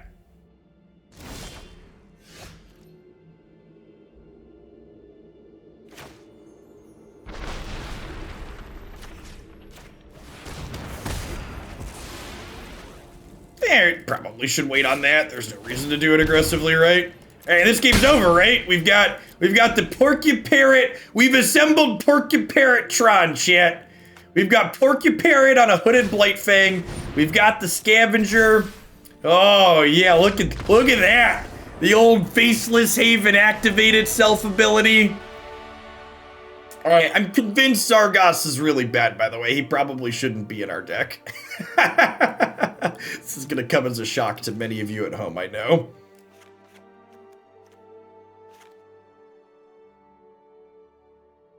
Sideboarding here, seems fine.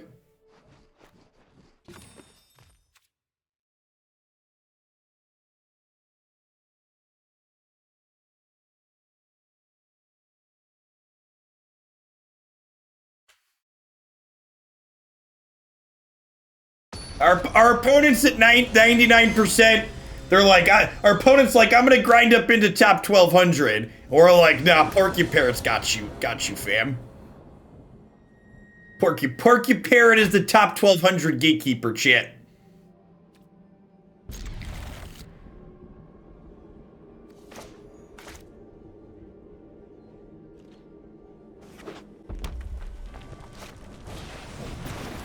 Our deck is not capable of playing double red cards. Putting double red cards in our deck would be a big mistake.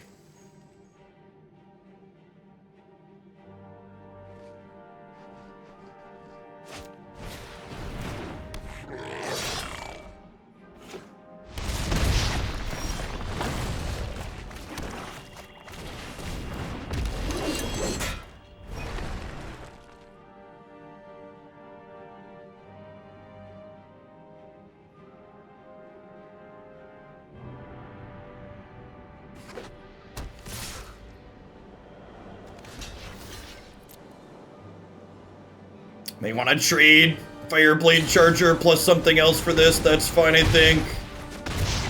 Getting burn spells out of their hand before we drop the Nighthawk Scavenger here has good value. This also prevents them from cleaving us next turn, which is ideal.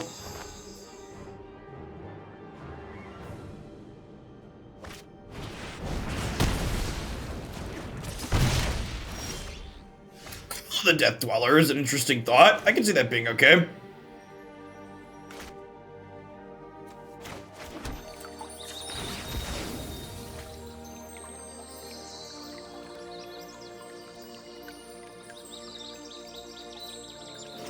Yeah, I don't know what Zagras should be, but it should definitely be something else. We can take a peek at it. Take a peek at some of the options afterwards.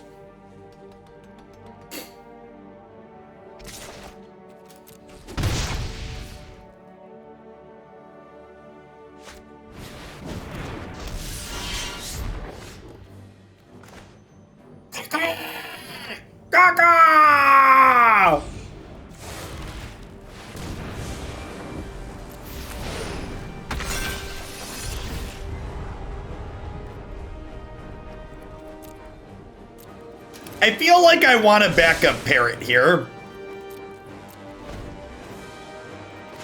Because this could realistically die. And like, we have a lot of Death Touchers. We don't have a lot of Parrots. We're shooting this in response, so they get one less 1/1.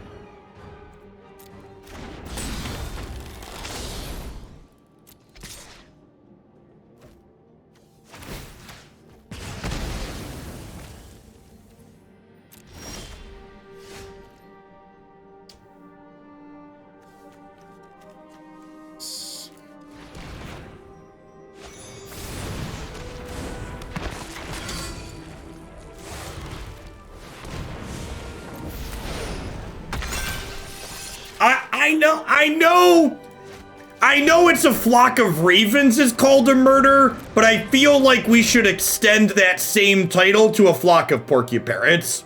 I feel like a flock of Porcuparrots should also be called a murder.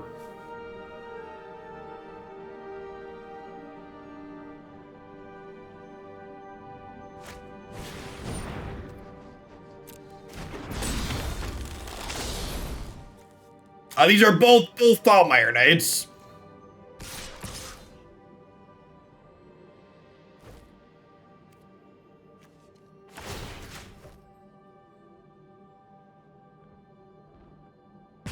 I think there's a chance they drew a Frostbite or something else here, so I'm just gonna go ahead and take this hit. Preserve the birds.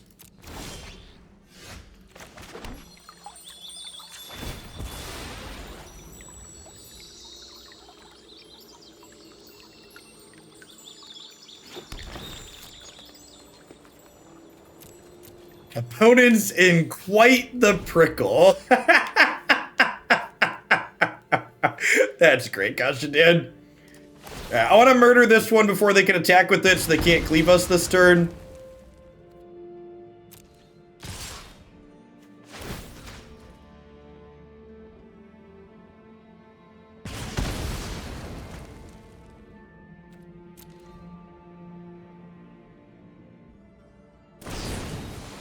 They did draw the Rimrock Knight, yep.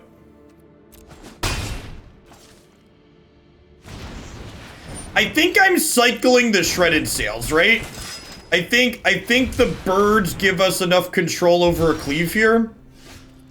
It's kind of scary.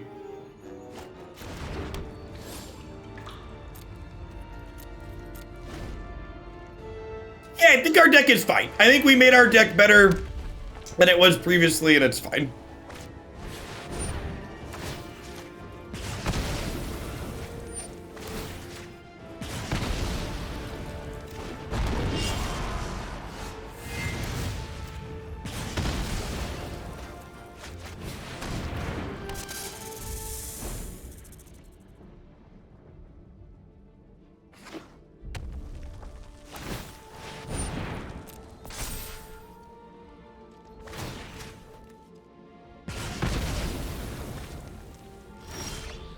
Okay, so like we're like 100% to win this game, so I'm gonna give our opponent the match win because they're clearly grinding for top 1200.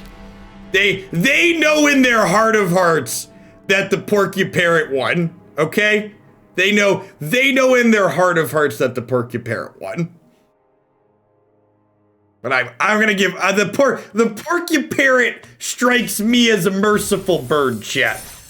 It strikes me as a bird that shows kindness on occasion.